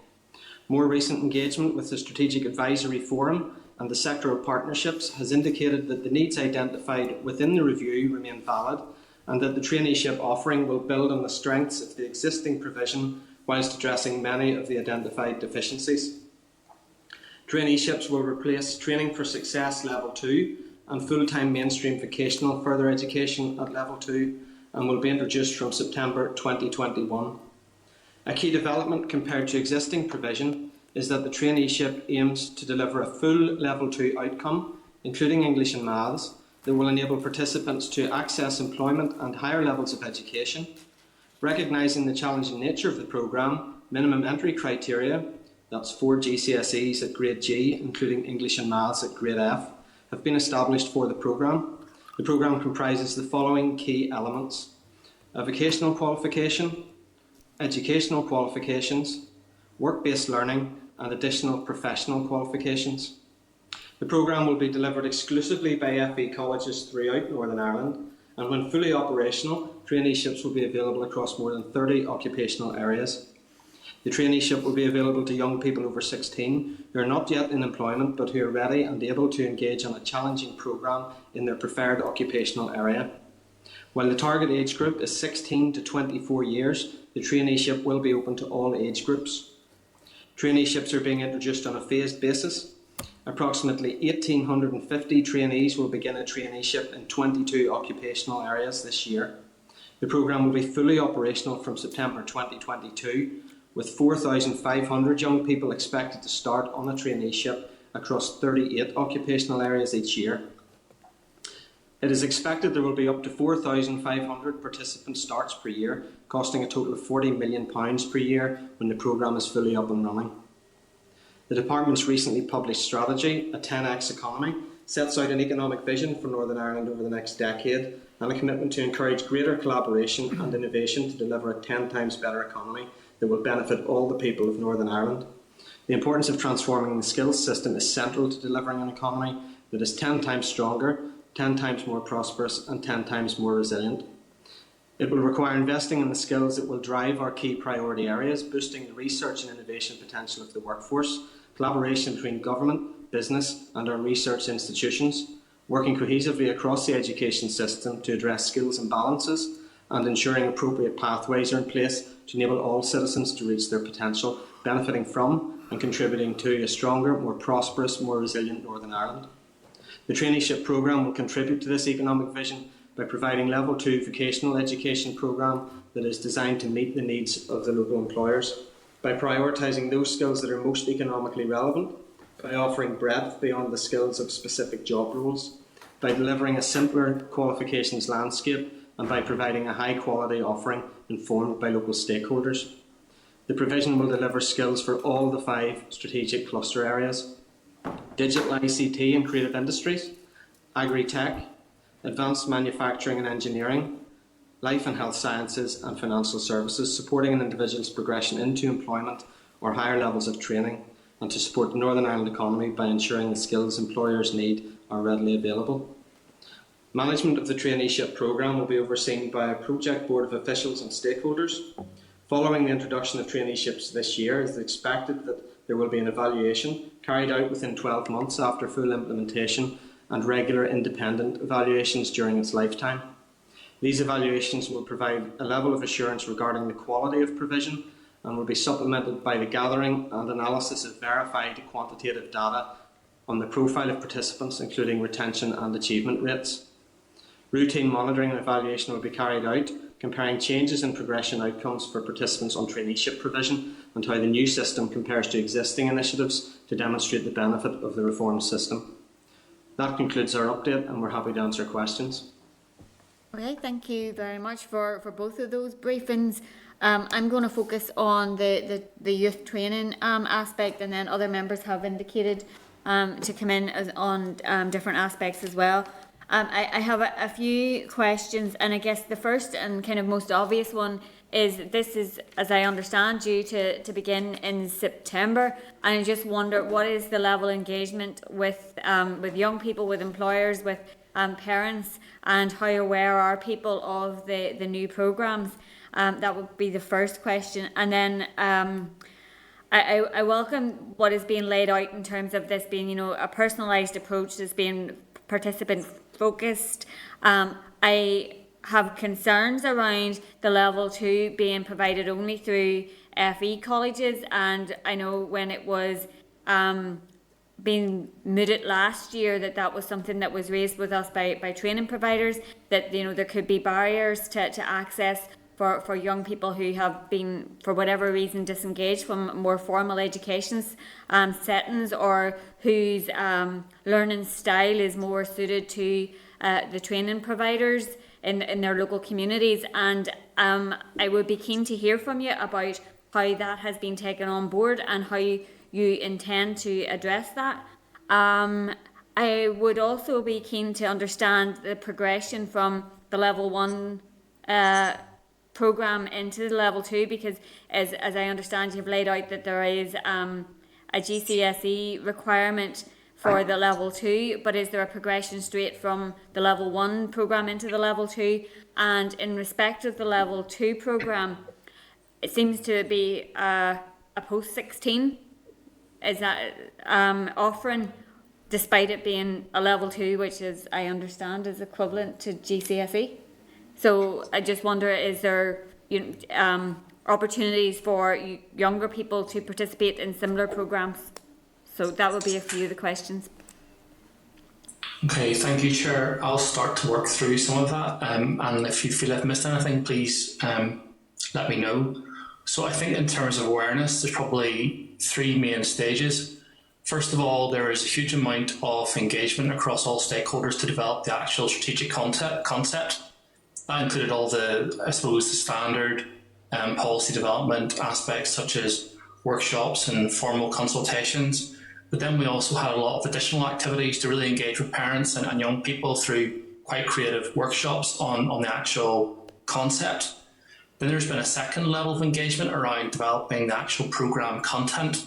And in that, we have really worked closely with a wide range of sectoral partnerships to ensure that we've got the right balance of curriculum that supports the young person's entry into the sector at level 2, but also partnered with that breadth so that they can progress more generally beyond the needs of the particular job area.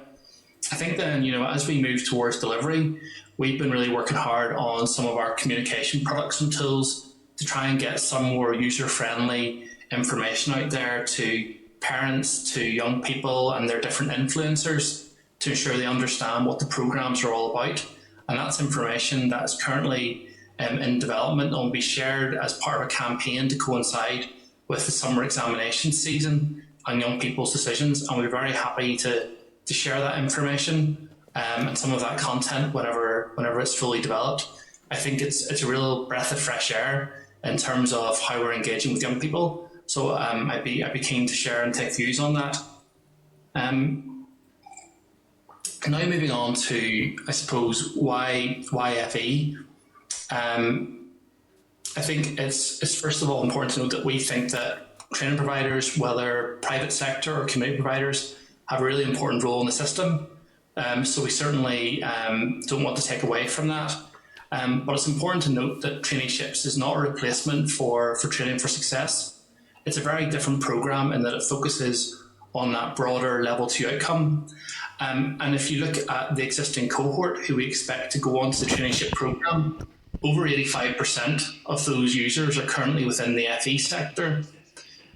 So following the conclusion of the business case, which was the main tool we really used to inform our market approach for this, we held a workshop for all providers to let them know what the delivery landscape looked like and what role they would play. And then we followed that up with quite a lot of intensive kind of co-design work with both the FE sector and the private and community sector to ensure that we had enough flexibility in that skills for life and work piece so that we could support those young people who you talked about who may not yet be comfortable in moving to a different learning environment to progress so they can do some level 2 skills where relevant and also address some of those barriers they may have to employment or ongoing progression. I think then in terms of progression from level 1, we have worked in terms of the design of the two programs, so they click in together in terms of their wider parameters and the particular curriculum in each sector. But we're currently working hard through a number of different peer support groups with both sectors to have that as an early focus in program delivery, because it has to be a very active deliver and evaluate, recalibrate approach so that we understand how it's actually working in practice, because the success of this new provision really does depend on that being, a well understood pathway that works.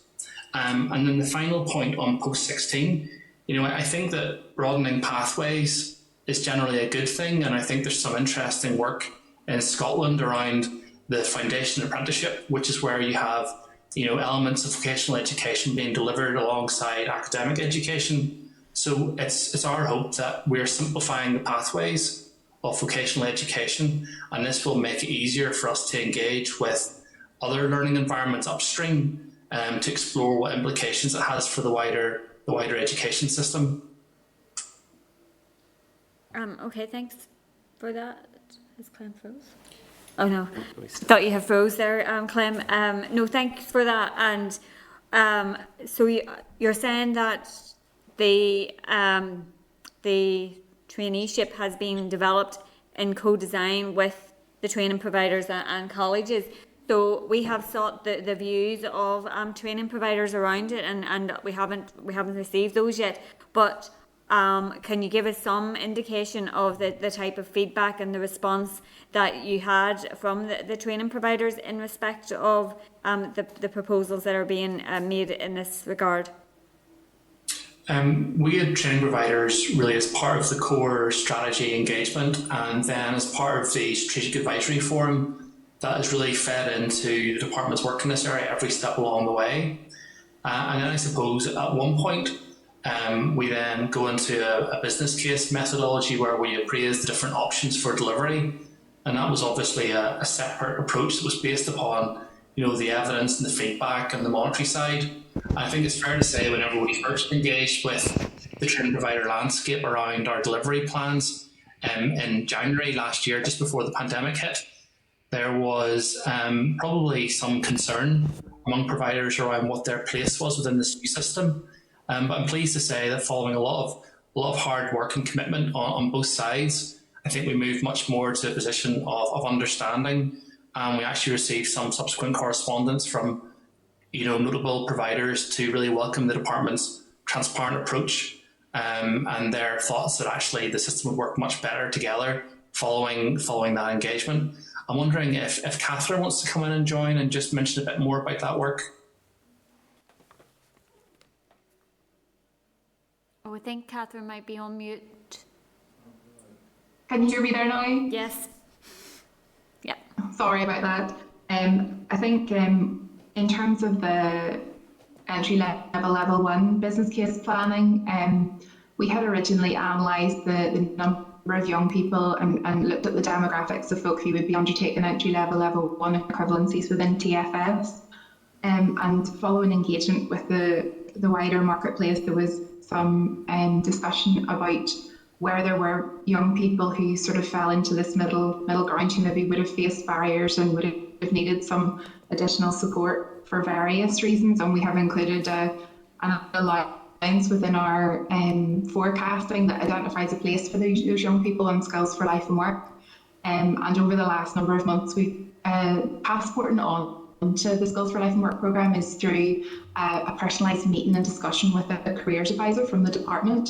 And we've had ongoing discussions and developed guidance with those careers advisors as to how they will work with young people and work out which programme is the right programme for them, and talking in depth about where there are potential barriers to their engagement, because the focus has to be on trying to find the training place that's right for them to achieve. I hope that's helpful. I mean, we've had ongoing engagement through the procurement process, but I can't talk too much about that because that's an ongoing position at the moment. But we have been routinely engaged, I suppose, with the stakeholder group for entry level 1 training in the private training sphere. Okay, no, look, thank you for wee bit of feedback there. Thanks for the responses, and I guess it will be useful for us to get the feedback from the training providers and then reflect on that back to yourselves. So hopefully that's something that we will be able to do over the next couple of weeks. So we will likely be back in touch with you in respect of that. I'm going to bring in Stuart now. Thank you, Chair, and thank you for the information you're providing. Obviously, the whole situation with regards to training, particularly for young people, is in a state of flux at the moment, not least of all because of the COVID pandemic that we're been through, coming through, and hopefully moving out the other side of at the moment. But it's also providing, and I think it's fair to say, that you're taking opportunities to review where we are in respect of all of that. Because COVID, I suppose, has shown different ways of training, different ways of teaching, and different ways of working. Some of that will rebalance, I suppose, going into the future. But can I ask, in respect of these specific traineeships, and you set out the minimum qualifications for those, what happens to those young people who still don't meet that minimum qualification level? What's the pathway expected for them? I think that's important to be clear. You also said that in the first year, I think you were expecting some 4,500 young people, students, to go through some 38 occupational training areas or trainee areas. What is your assessment of the availability for work for those young people coming out the other end of that? Thank you. Thank you very much. I mean, I think the point you made about how we support progression is probably the central area of our focus in terms of implementation. So I think there's two broad answers. So I think if they don't meet the basic grade requirements for the traineeship, then there's that flexible provision below it, skills for life and work, which will aim to get them to that level at which they can progress. And as I mentioned in delivery, that's something we really need to keep a close eye on to ensure that the curriculum and the pedagogy and the communications all align with that intent. I think there's also another cohort of learners who, on face value, do have the qualification levels for traineeship, but for whatever reason, maybe their learner profile in terms of their competence isn't quite up there yet. So we've introduced an introductory part of the traineeship that will help those young people get their skills up to a level that will allow them to study the level 2 qualifications contained. You mentioned then about the availability of work. So it's actually a phased implementation. So the 4,000 that you mentioned in the first year, that's actually the second year. And I think that there is a worry about the availability of work for that cohort. I think when you look at overall employment figures at a national level, we have a drop of employment of around 3.5%. And concerningly, young people aged 16 to 24 made up about 2/3 of that group. So really punching well above their weight, unfortunately, in that statistic.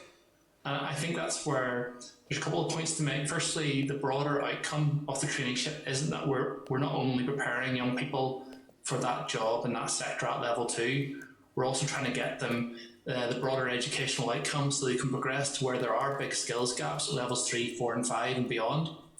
And then the other part of that is that as part of our COVID response, we've tried to maintain the supply of apprenticeship opportunities through a challenge fund, new recruitment incentives, and a return from furlough. And I think those interventions have had a really important job of moving from initial recruitment levels of around 25% to now well over 75% rather, and furlough numbers moving from around 4,000 apprentices furloughed to around 1,000. So I think it's probably a mixture of trying to work with the business community to maintain the supply of opportunities for those young people, and then in parallel with that, making sure they've got the educational outcome so that we're not limiting their choices and they can carry on and progress to level 3. Okay, thank you, Chair. Thanks, Stuart. Can we bring Sinead into the spotlight, please? Thank you very much for the presentation so far. And I suppose we would all concur with the fact that the vocational training landscape is extremely busy and it's often very hard to keep up with it.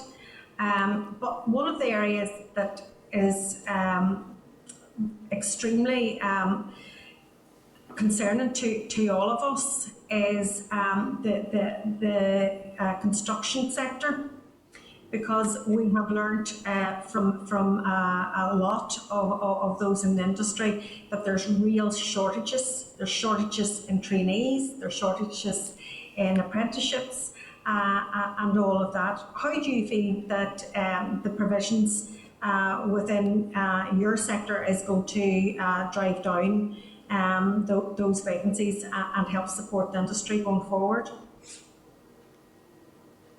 Thanks very much, Sherry. I fully agree on the challenges that you've mentioned. There's probably a range of approaches we need to develop a bit further. First of all is that construction sector occupations are a major feature within the work we're doing around traineeship. And then the work we're also doing within advanced technicals as well. We're hoping that can really improve that sense of you're starting off a career within the sector rather than just the initial job role. Alongside that, we launched what was called a challenge fund last year to try and identify barriers around what's limiting the supply to the apprenticeship system. And there's a range of approaches there, such as shared apprenticeships, improved brokerage, improved pre-entry support. So we'll be getting the feedback and evaluations from those different projects next month. And I think the next task is to think, right, what does this mean for the wider apprenticeship system and how can we improve supply? And I think there was some work within the construction area to try and diversify entry into that sector. And then finally, we have a really effective sectoral partnership, which is led by the CITB.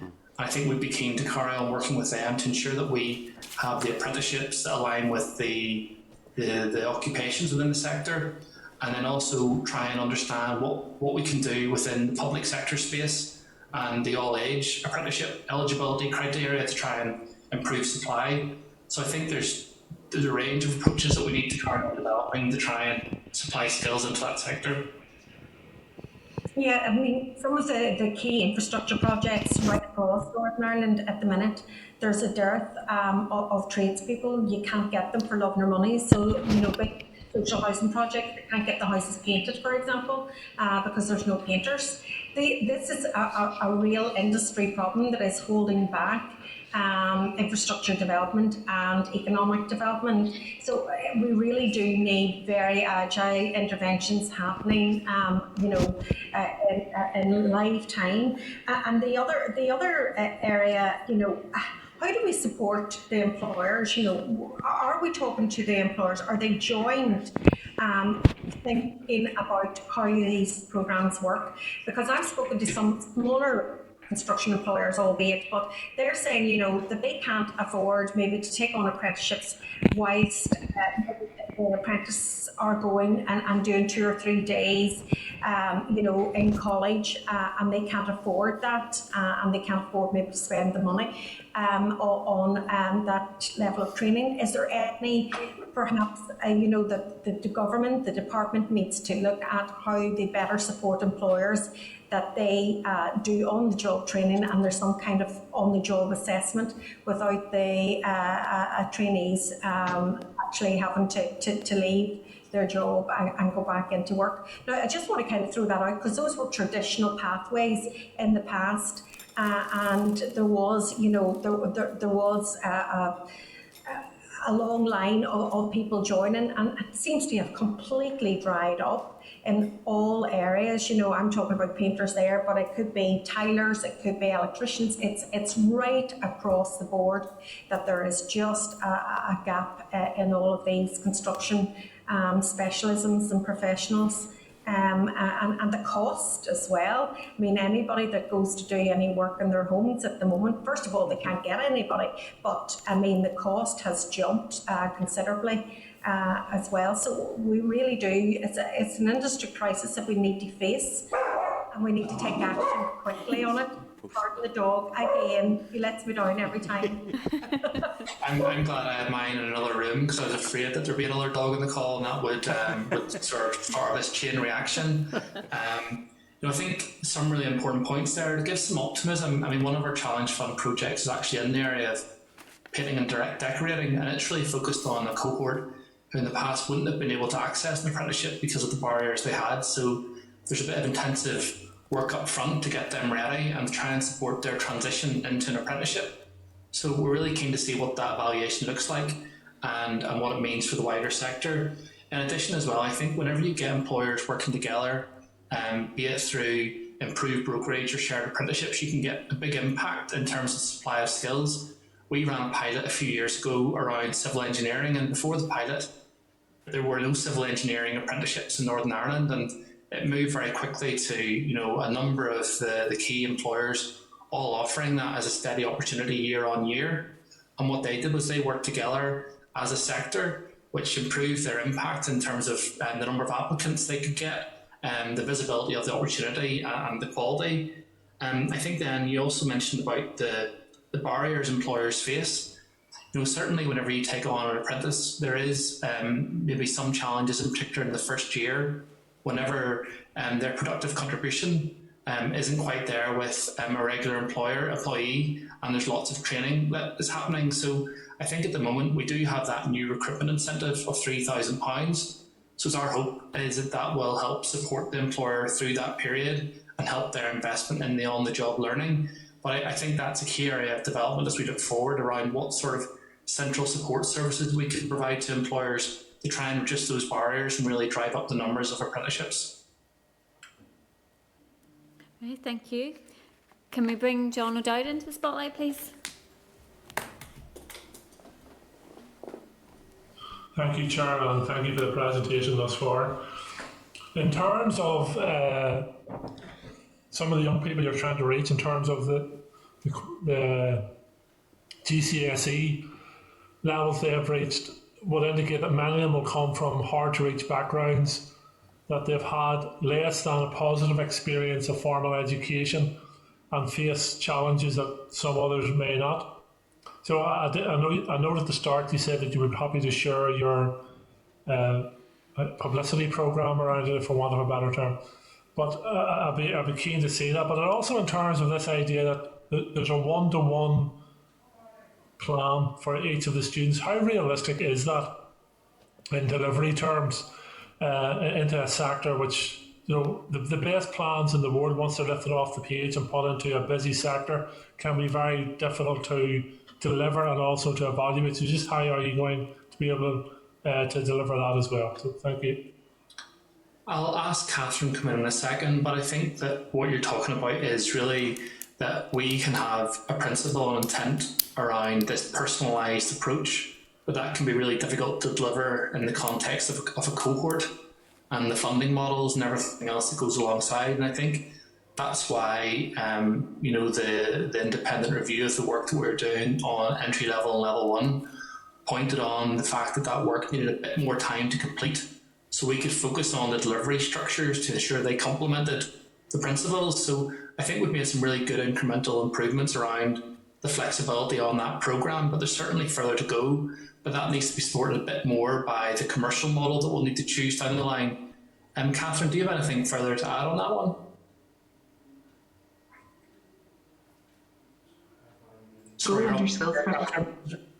I think I've got it off now. It just seems to take a wee delay. Apologies. Our goal with Skills for Life and Work is that every student will have a personalised training plan, because it's important that their individual challenges, barriers, circumstances, needs, there's a high proportion of students within this cohort who have disabilities, and all those things need to be considered holistically in devising the appropriate training provision for them. It is a challenge, but it's an important one to make space in the programme, because it's that sort of level of tailoring and personalisation and really understanding each student is what will help them to succeed and to make their way through the programme. I appreciate that at first thought it may feel like that is unachievable, but I think success in the programme is unachievable without that. It requires that level of tailoring and really understanding each student's requirements. And in engagements we've had with private private training providers and with our colleagues in FE, I think that understanding of each student is there. That's something that they do already, no matter how formalised it is, and it's something they're very, very good at. You know, a range of our private training providers really pride themselves on knowing every one of the people that come through their doors and where their strengths are and what they need help with. And we're lucky to be able to work with them on that basis. I think it is an important element of the plan going forward. I've raised it just on that basis that it is something that will need to be monitored and assessed as you go forward, because with the best will in the world, any system, particularly our education system, further higher education system, or further education system, it can be overwhelmed, and the best intentions in the world can go out the window very, very quickly. So I think it is an important element too. I don't know if you've heard the previous presentation, but I mentioned in that educational underachievement is measured by 5 good GCSEs, A star to C, English and Maths, and we're in a danger then of telling our young people that if they don't achieve that, they've failed. So what I welcome about this is that this is another part of the journey for young people, that there's another step forward that they can take in terms of, okay, you haven't achieved this mark, but there's achievement still to be made, and you can go out and some of the courses and the pathways you're outlining here can be very rewarding, both financially and in terms of achievement, in terms of your workflow. So it's an interesting programme, and the chair mentioned about the current training providers. We're waiting on more information coming back from them, but it is an interesting programme these are delivering. So thank you. Thank you, John, and thanks to the officials for the briefing. It has been really informative for us, and as I say, we will be keen to keep engaging with you as things move forward over the next few weeks. So thanks for being with us this morning. Thank you. Peter, do you want to go through what our Chair, actions are? just I think a couple of members had mentioned the campaign, and I think it would be really useful for members to see that. Yeah. The discussion was very positive, but I think what is it they say, the proof of the pudding is in the eating. And it would also help if members can see that to be able to push it out, because obviously members have those networks and contacts. And also there was discussion on some projects and pilots that are still being evaluated, and we're hopeful to get that next month. So if members are content, we put in a request for that now. Yep. So it's already on the record. Okay. And just to advise members that we do have an informal meeting with the FE College's principals next Thursday to discuss the youth training reforms, and that we have already written to employers and student unions and training providers to seek their views. Chair, we have SIA at the end of the month as well, and that sort of completes the picture on the landscape that underpins all this. That's come up a lot with the crowding and so on, and I think that'll be quite interesting. The interim chief executive has some interesting ideas. Okay, so members happy enough to move on? Thank you. Great, so we'll move on then to item number 6, which is matters arising. Then 6.1, page 80 of your pack, there's a copy of our response to the Finance Committee in relation to its call for contributions to the Independent Fiscal Council. Peter, has this already been? Yeah, a draft has gone purely because they had a deadline, and it did go with Dear Steve on it, not Dear Richard. Apologies for that. That is overwritten in the pack. The committee couldn't say a huge amount because it hasn't been discussed. So essentially, the real focus is value for money and living up to the terms of reference and what it says it will do on the tin. Just to remind members, we were going to pursue some actions around the Fiscal Council and Commission as a committee, but agreed to step back when the Finance Committee said that they were going to sort of take forward this work. Yeah. So that's kind of curtailed the discussion we might have had. So the response being brutally honest, isn't very helpful and doesn't say an awful lot, but does focus very much on that value for money, doing what it says in the tin. The only thing I was going to say to it was in relation to the independence bit, because I think, broadly speaking, people are supportive of it being fully independent. So that was the only thing. And the only other bit was I didn't know what you were referring to in relation to the establishment of the Office of NIPSO. That goes back to the 2011 to 16 mandate. Some members will recall that went through the OFM committee. It was one of our very few pieces of statutory committee legislation. I think there was a very, very distinct process for that. It was very clear what would be done, how it would be done, and that level of detail simply isn't available yet.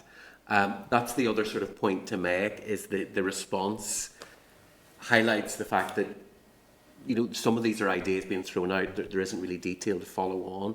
So that NIPSO process is already there and would actually answer a lot of the queries that are asked about answering to the Assembly, the kind of report mechanisms there would be. That work, if you like, has already been done. So that's where the reference to NIPSO is. Unfortunately, Mr. Nesbitt's not here, but he will remember that from the OFM committee, and I think some of the members of the Finance Committee were also on that. It was really just to give a reference point, because there is that template for looking at someone who potentially could be an officer of the Assembly, like the NIPSO, like the CNAG, or the Attorney General or whatever. And it's just, you know, that reinforcement of not having to reinvent the wheel. Okay. Okay, so are members content just to reflect the independence in the response? Okay, so moving on then to 6.2, at page 83, there is a copy of an email issued to members on the 4th of June by the clerk regarding the British Government's funding applications. Obviously, we know the Levelling Up Funding and the Community Renewal Fund are now open for bids. We have shared our views previously in relation to that matter. So is there anything you want to add? I think, Chair, it is again worthwhile putting on record the fact that we are seriously concerned about the way in which these funds have both been announced, the way in which these funds are being administered, particularly with little or no reference to Northern Ireland whatsoever. Although many of us will have our own views on panels of the great and the good in Northern Ireland dishing out European money and other funding, nevertheless, I think there's a very strong principle around that of local input into how funds are distributed.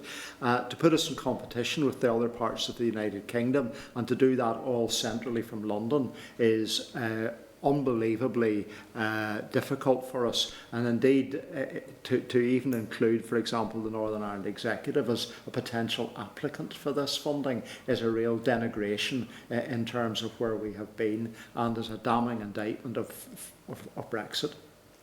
Yeah, who have we corresponded with on this already? So we've corresponded at Cabinet level, Executive Office, the Economy Minister and the Finance Minister, all of whom shared, well, obviously not the Cabinet level, we got a response that didn't really tell us what we needed to know. I know the House of Lords committees are working on this one, as are counterparts in Wales and Scotland, but they're very much in the same position as us, that this has been entirely lifted away from the mechanisms we're used to. You know, even though money came from Brussels, it came with local decision making. Yes. You know, you could apply, and there was very clear criteria. There were no barriers. There wasn't a quota or anything like that. So, I think that's the frustration: is that the executive has responded by saying it shares those concerns and has communicated those back up to Cabinet level. It's where we kind of go from there, Chair. Chair, sorry, can I come in? Yep, go ahead, Sinead. Yeah, I mean, I share the concerns just expressed by Stuart there. I don't think we'll be a winner in this competition that has now been put forward for us to engage in. We all know in relation to European funding, Northern Ireland did extremely well. This seems to be nearly levelled against us. So it's very, very important that we make very strong representations against this level of governance. And it should be, devolved into the regions as well. There should be some kind of back into the devolved regions of the UK, and it's extremely concerning that this is well, it's not like I'm not shocked with it at all, but it is concerning for us in Northern Ireland because we are going to be disadvantaged here. But it's another aspect of how the UK Treasury and the UK Government have really dismissed the importance of this level of funding that Northern Ireland has traditionally had a very positive relationship with in the decades previous to this. So I think we need to make very strong representation from this committee as well. Yeah, okay. And I think, as Peter has reflected, we have corresponded with cabinet level ministers, we have corresponded with the executive, and to pick up on that point, I think the only further thing that we can do is to correspond with the British Prime Minister, reflect, and perhaps we can share the responses that we've had from elsewhere, and highlight that we believe that this process undermines devolution and isn't the way that we think that funding should be administered. Yeah, I think, Chair, one other thing we need to do is, while we're right to give off about it, what we also need to do now going forward is to monitor very closely the outcome of these current requests for bids, to see how we compare with where we were in the past, how we're comparing with the other regions in the UK for which we're competing for these funds. And also, I think it's vitally important that there's a great deal of openness and transparency about the application process. Who is applying, why are they getting, and how are the funds actually being allocated?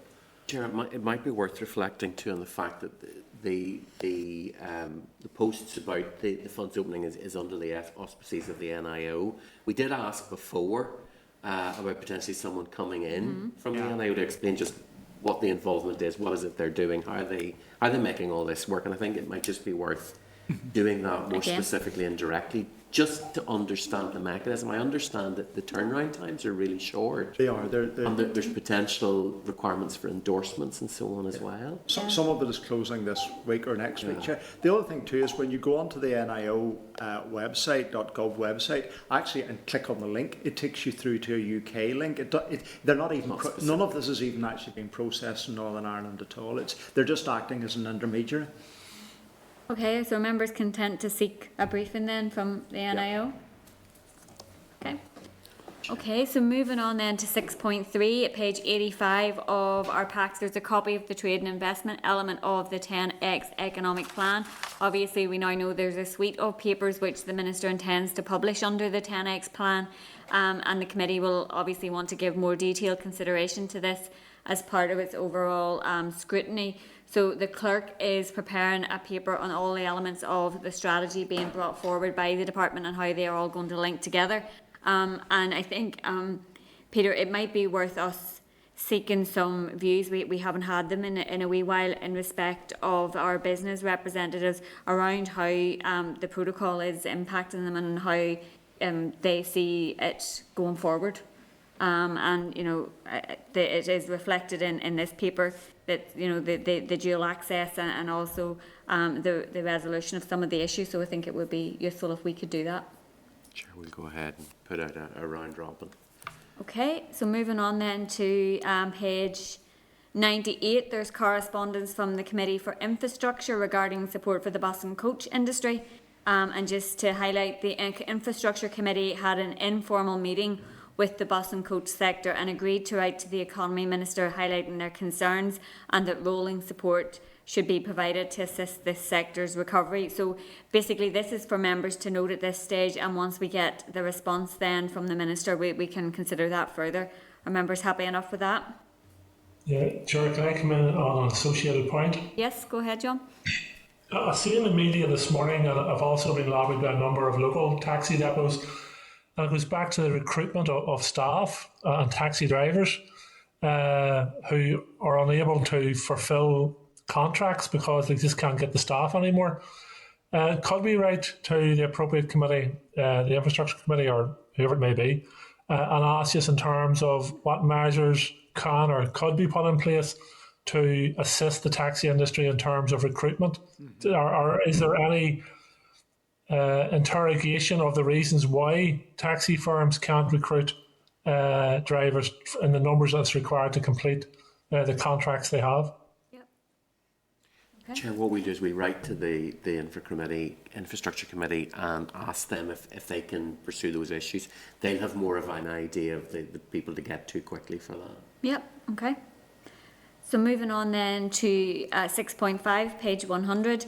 There's correspondence from the Finance Committee regarding the monthly forecast outturn data for March 2021. Members of that committee noted that the monthly outturn data shows some very significant end-of-year surges in respect of both capital and resources. The Finance Committee highlights that capital end-of-year surges may be linked to departments settling up with contractors. They advise that such a practice is at odds with Department of Finance guidance and risks substantial capital underspends. So members are content that we write to the department and seek some clarity around that. Okay. So moving on then, page 157, there's correspondence from the Assembly's EU Affairs Manager regarding the opening of the Competition and Market Authority's consultation on its UK internal market functions. We had that correspondence last week at the meeting. So the consultation seeks views on the draft guidance for the operation of the new office for the internal market. Its main functions will be monitoring and reporting on the operation of the UK internal market and providing reports on specific regulatory provisions, including proposals regarding such provisions upon the request of the British Government, the Scottish Government, the Welsh Government or the Executive. So the consultation closes on the 23rd of July. So if members are content that we would write to the department to ask what input it is having to that consultation. Thank you. Okay. So then page 159 of our packs, there's correspondence from the EU Affairs Manager regarding the recognition of the Professional Qualifications Bill. The British Government introduced the Professional Qualifications Bill on the 12th of May to set out the new British framework for recognition of professional qualifications and experience from overseas by professions. That Professional Qualification Bill consists of 19 clauses, and the Government will seek legislative consent for clauses 1 to 10. And obviously we are aware of issues in relation to recognition of professional qualifications. We've had some correspondence in that respect. So this is to note for members at this point. I assume we will get further information. The department will write in terms of how they want to proceed on this, because there's such a big chunk of it, pretty much more than half is relevant for us. We'd expect a fairly significant LCM on that. Okay. Moving on then to page 160, there's a response from the Department of Communities regarding St John's Ambulance and their delay in submitting their annual accounts to Companies House. DFC advises that neither they nor the Charity Commission have any evidence at present to indicate that late filing with Companies House during the pandemic is a widespread problem for charitable companies. Therefore, an approach by the department to the Companies House does not seem to be appropriate at this time. The DFC advises that the matter seems to have been resolved, as Companies House records currently indicate that St John's Ambulance accounts are up to date with no indication of any infringement. So are members content that we would forward that response on to St John's Ambulance? Thank you. 6.9 then, page 162, there is a response from the Students' Union of Ireland, Scotland and Wales to recent correspondence from the clerk following the committee's engagement with NUS, USA and the student unions, and Peter's going to speak to this, and obviously we asked for it to be brought forward from last week. We had some consideration of it, but it was quite brief. We had very little time, Chair. It's really just to bring the matter back to members. You can see from what's in the pack there that there's fairly extensive engagement goes on. And Chair, what I might suggest, rather than me rehearsing all that, because members have seen it now in the pack a couple of times, is to convey the information, reflect the information to the Minister, and indicate that this is what's going on in other jurisdictions, and therefore a precedent, a standard has been set. And with a new Minister coming in, it might be an opportune time to raise that again as an issue. Yeah, I think that would be appropriate. And just, I suppose, to say at that point, Peter, obviously, you know, appointment processes and everything have to take place, but it would be useful to seek the new minister once he would be in post to come and talk to committee as soon as is convenient. Chair, what we would try and do is get a briefing for the new minister to set out their priorities, but also look at potentially setting up an informal meeting too, so that more general discussion can take place, where members have more freedom to raise the issues that they want to. Okay, 6.10 then at page 166, there's a written briefing paper from Ulster University regarding plans for semester 1 of the incoming academic year. Ulster University states that public health indications are encouraging and we can with increasing confidence begin to look to a fuller resumption of normal on-campus operations. Ulster University is also in the final stages of building the enhanced Belfast campus and looks forward to welcoming its staff and students to the new campus from September. Obviously, further and higher education will be making decisions around these issues over the next few weeks. The committee is planning to meet with colleges informally next week, and we've already set out that we believe that both further and higher education institutions and indeed the department very much need to be looking at all sort of contingency planning in that respect as well. And I suppose it wouldn't do any harm, Peter, to seek some response from the department in respect of contingency planning and the issues that students have been highlighting to us, for example, around rental contracts. Is there any guidance or anything being put out either through the department itself or through the universities to students about those types of issues? Perfect, Chair. We'll follow up on that.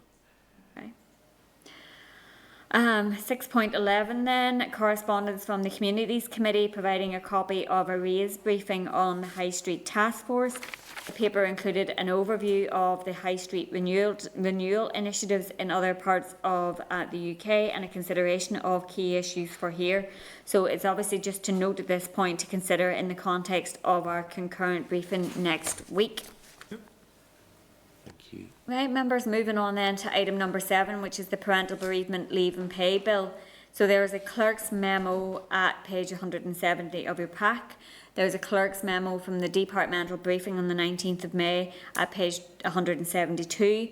There is a motion to extend the committee stage at page 178, a provisional timetable for the bill at page 179. The bill is introduced at page 181 and the bill's explanatory and financial memorandum at page 205. Then at page 37 of table papers, there is a response from the department to the committee's request for a copy of the statistics or figures referenced by the department in considering miscarriage within the scope of the bill, and the department's response states that there is a distinction in law between miscarriages and stillbirths. If a baby dies before 24 weeks, it's a miscarriage, whilst a stillbirth occurs after 24 weeks.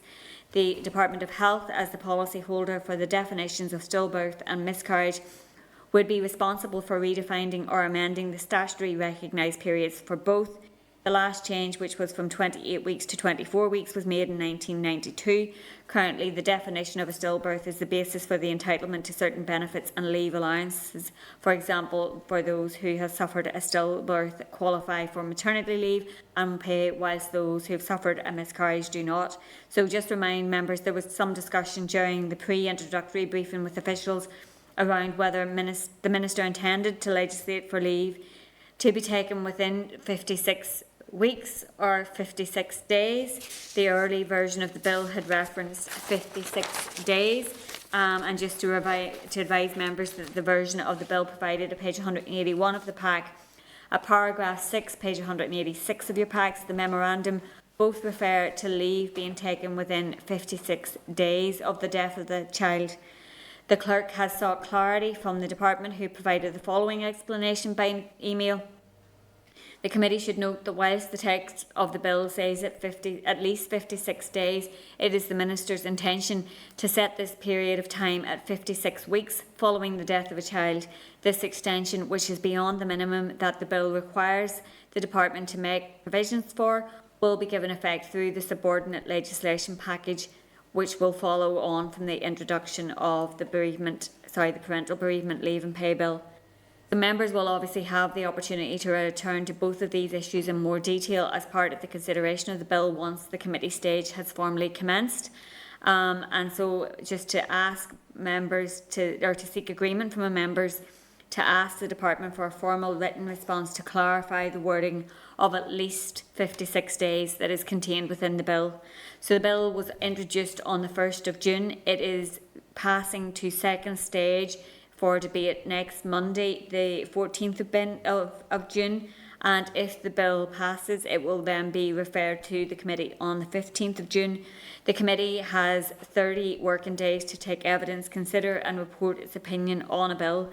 The 30-day period for the Parental Bereavement Leave Bill ends on Monday, the 20th of September, and this accounts for summer recess, which begins on the 10th of July and ends on the 5th of September. So it's advised that the committee would seek extension to the committee stage, and a motion requesting this must be considered in plenary before the end of the 30-day period. Given the limited time before summer recess, the motion to extend committee stage is being considered at today's meeting, with an expected date for debate in plenary before summer recess begins. So just to advise members that the draft timeline included outlines an extension of the committee stage to the 15th of November. However, it would be hoped that the committee would be able to report on the bill before that date. Yes. So if members are content with the draft timeline and with the motion to seek... is Christopher wanting to come in? Yeah. Go ahead, Christopher. So there's a few things there. Firstly, I think the move from, in terms of definitions, from 28 to 24 weeks came about as a consequence of advances in science, and science is obviously going to continue advancing in terms of fetal development and the health of unborn children. So I think that's certainly an important area that we examine. And then there's obviously clarity required on the 56-day, 56-week sort of issues that arise there. From my perspective, I think it would be really, really important, and I hope that we can get to it. I think it would be really, really important that we as a committee speak with one voice on this particular issue. But secondly, in terms of trying to get this legislation progressed, and I'm sure, I know that there are, I always keep it with me, I've got my copy of standing orders here. There are rules governing sort of committee processes and what have you, but in terms of our deliberations and our discussions, it really is no skin off my nose if we have additional meetings during the recess to have those conversations with interested parties, because I actually would like us to be progressing this much quicker than the middle of November. Okay, so Peter is going to speak to that. Chair, really the 15th is, if you like, a bit of an arbitrary thing. It just means that we're secure in completing. We're very acutely aware that the department wants completion prior to Christmas so that they can get royal assent before the end of the year, which then allows them to start making the subordinate legislation. So we actually have a process ready to roll out. We're finalising a survey and call for evidence that as soon as we get the bill referred to the committee, we can send out. So that'll all start working over the summer. When summer will actually be really helpful for us, because it means we can do a lot of the prep work then when it doesn't actually count towards our time total. So that when we come back in September, we'll be able to get right into the evidence sessions, the clause by clause, looking at amendments and so on. So my anticipation is that we can finish well before the mid-November. That's just a safety zone in case I suppose in case other issues come up that we hadn't anticipated. So I would not intend we get anywhere near that if possible, just to give that length of time for the department to complete and get that key regulation work out. It's maybe just worth reflecting that the 56 days, 56 weeks thing, members may even recall it from some of the discussions last night at the licensing bill. The 56 days is to provide a floor, so that if you just put in 56 in the face of the bill, that would be very difficult to change, expand, modify. That's why it goes into regulations. The 56 days is providing that absolute minimum so that an employer can't say, well, you know, it says up to 56 weeks, but, you know, I need you to do it now and this week. So the at least 56 days provide that floor, and then the regulations will allow 56 weeks initially, but that is then allowed to be flexible because it's through regulation rather than having to re-amend the bill in the first place. That'll become a lot more apparent when we go through this and have the briefings with officials. In terms of the definitions as well, I suspect we're going to need to get a lot of legal advice around what we can do. This is where it becomes more complex because there's such a health anchor in this as well, and it's And I think just going to as say, far as we can. we aren't seeking to redefine the definition of stillbirth. The inclusion would be of leave for those who suffer miscarriage. So there's no redefinition that we are suggesting in any way, shape or form here. It is providing additional leave for those who are in that situation. Chair, what I'm very conscious of is that I suppose we're most familiar with what the public sector offers in terms of leave and support and so on. There are no real supports in the private sector other than the bare minimum that law provides. So it is an opportunity to put those safeguards in place for people who really don't have anywhere else to look for support. I think as we go through and we start talking to some of the sectors where that kind of support isn't written into their terms and conditions, members may be quite shocked as to what exactly practice is. So this is an opportunity to provide that floor against then which you can build going forward. Thank you. No, that's fair enough. As long as it's understood that, you know, 15th of November is the absolute latest in this process. And secondly, I think it would be really, actually really important, and I don't know, I'm sure there are charities and voluntary organisations who work with people that have went through this. I think it'd be really important for us as a committee to hear testimony from people who haven't been given the protections that the public sector has been given and their lived experience, because I think that would underscore to everyone in the committee and in the public just why this initiative is so important and why it's important that we get this onto the statute book. Yeah, and I completely concur with your view, Christopher. This is something we want to see progressed as quickly as we can do it, but that we do want to give it the consideration that it needs. John O'Dowd's looking to come in for a comment as well. Well, the clerk has just clarified the need that we don't need to sit over the summer. And the point I was going to make was just in relation to the Speaker's letter last week, that there's a huge amount of staff leave has built up over this last year, and we should do everything to try and avoid. I know the general public don't care if politicians get a break or not, which is fair enough, but certainly the staff in the Assembly deserve to get that break. But I think the clerk has now clarified that we may not have to sit over the summer to allow this bill to be brought forward as soon as possible. Chair, yeah, what we're trying to do over the summer recess is all of our process. So our call for evidence, our planning around stakeholder events, things are kind of innovating at the minute, and a lot of bills are now part of committee stage, is having larger scale stakeholder events that we would never have contemplated before. Also picking up on some of the groups and people that Mr. Stafford had talked about. We need to think of ways to do that that are less intimidating than a committee session. We're looking at other committees have now started to do that, and it's within the rules. So we're looking at how we can be sensitive to people who have stories to tell, but would be intimidated by having to do that in a committee situation in a formal briefing. So we're gathering sort of information on that, but we'll have done it a lot over the summer, and that'll allow us to be ready to hit the ground running for, if you like, those sort of final stages in September.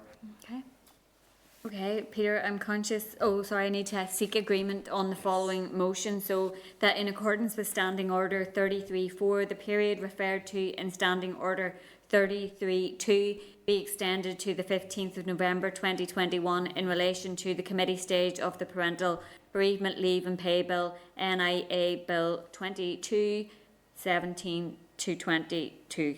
So are members content with that? Agreed.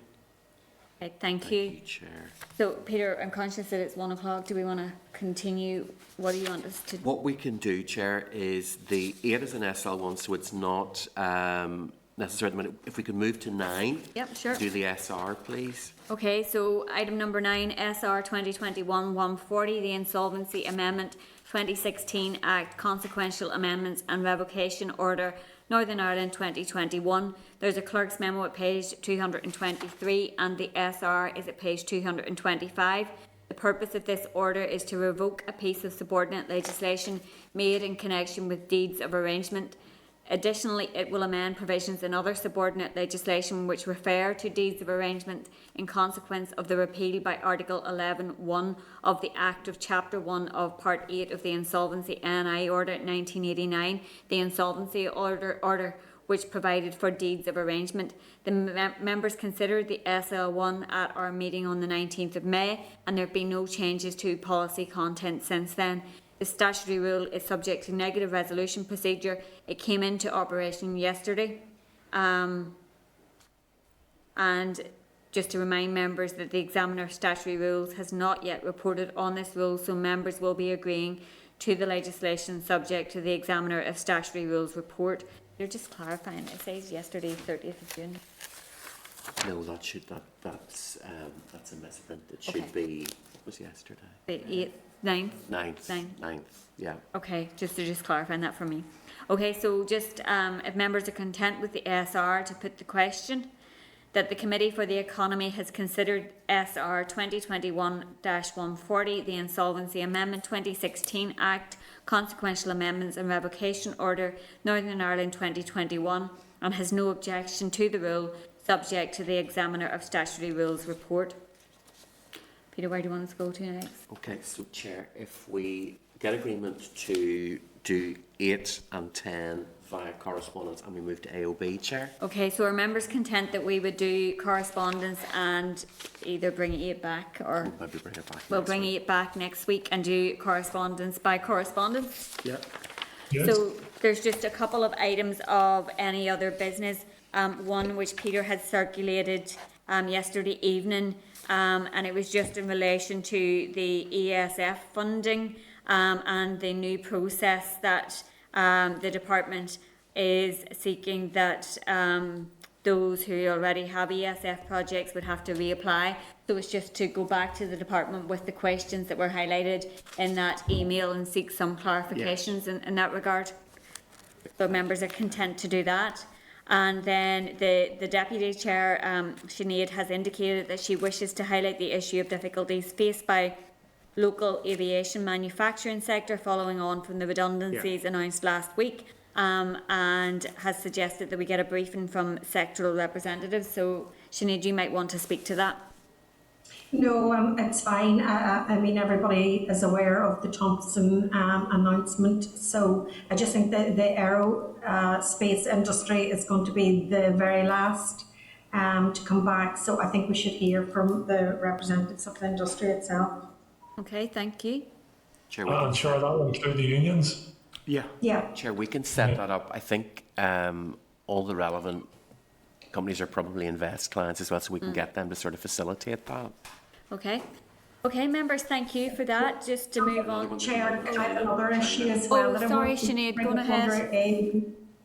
I think as well as the aerospace industry, the travel industry also has severe issues, and I think we've seen that this week when Portugal went in from green to amber, and how it has really thrown the industry into flux. And I think we should hear from representatives from the bodies as well. So if members within the committee were happy enough to do that, that would be great as well. Yeah, I agree with that, and it's something obviously the committee has raised on a number of occasions, is the support to the travel industry, and it doesn't seem like it's going to be in a position to be recovering this summer, so I think it is important that we continue to advocate for that additional funding.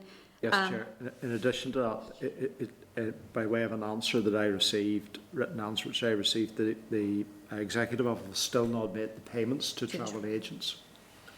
That, I think, Chair, there was some media around that, and representatives were reflecting on that this week, so it's clearly still an issue. can we seek some clarification around that? We can do. Right. Is that everything then? Chair, can we just bring Sinead back up in? So, Because I think it's final- dropped down there. Chair, there was you hear me? another one. Go ahead, Sinead. Yeah. The final piece is I've had correspondence this week from a few manufacturers in relation to the cost of carriage, particularly from those bringing goods in from China. So manufacturing companies, freight, logistics, etc., are experiencing unprecedented levels of costs bringing freight from China into Northern Ireland, and also from bringing freight from China into the US. So, for example, one company, the actual cost to bring freight in from China to Northern Ireland was $2,000 in November 19, and that has now, today's value of that has risen to $15,000. And that's from China to Northern Ireland. Now, this is really, really affecting our manufacturing industry, and it's also obviously going to affect cost and prices. And I think that we need, I think it's a global market, that it won't be easily resolved, but I think it is something that we really need get a briefing on and get a handle on, and exactly what is happening within the industry itself, because it will have a significant impact for a large number of our companies here in Northern Ireland. If members are content, we would seek to set up an informal meeting with Manufacturing NI to get some information around that. Probably the freight reps as well, Chair. I think that would be I think freight reps as well would be helpful. Yeah, Chair, that would be very helpful. It's not only the cost of transportation, but there's a serious worldwide materials shortage as well, and I think that's an issue which needs to be addressed, because lots of places in Northern Ireland that put together things. I know recently speaking to a supplier of garden sheds, for example, that there's a shortage of wood available, of the appropriate timber. It's not produced here in Northern Ireland, it's imported, and it's nothing to do with Brexit or that, or even supply lines. It's actually the raw material difficulties there are out there at the moment as well. I think a lot of it is getting confused around it's a Brexit issue. It isn't. It's not. It isn't at all. And a lot of it, as you say, garden furniture, etc., you just can't get it. I thought it might have been because of the Suez Canal, the traffic jam there, but it's much greater than that, and we need to get an understanding of just what the impacts are going to be going forward, and when does the freight industry think that it's going to be resolved. I think a lot of bulk buying has happened as a result of the pandemic as well, for big item issues that is impacting on it. Also, so we just need to get a handle as a committee on what is actually happening. Okay. Okay, well, we will do that then. So just moving on then to item number 12, which is the date, time and place of the next meeting, and it's next Wednesday morning in room 30. And just to remind members that there will also be the meeting with the Executive Office Committee next Wednesday afternoon, and that we have our committee micro-inquiry event on the High Street Stimulus Voucher Scheme and 10X Economy Innovation Paper tomorrow. And the member feedback session of that is via Zoom from 11 to 12. So and the Zoom link was sent out yesterday, so members will have that, but we can resend again tomorrow morning, just so it's top of your pile of emails.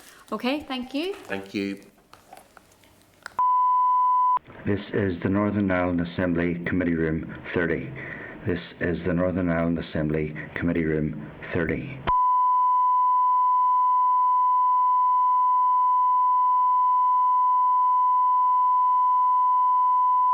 This is the Northern Ireland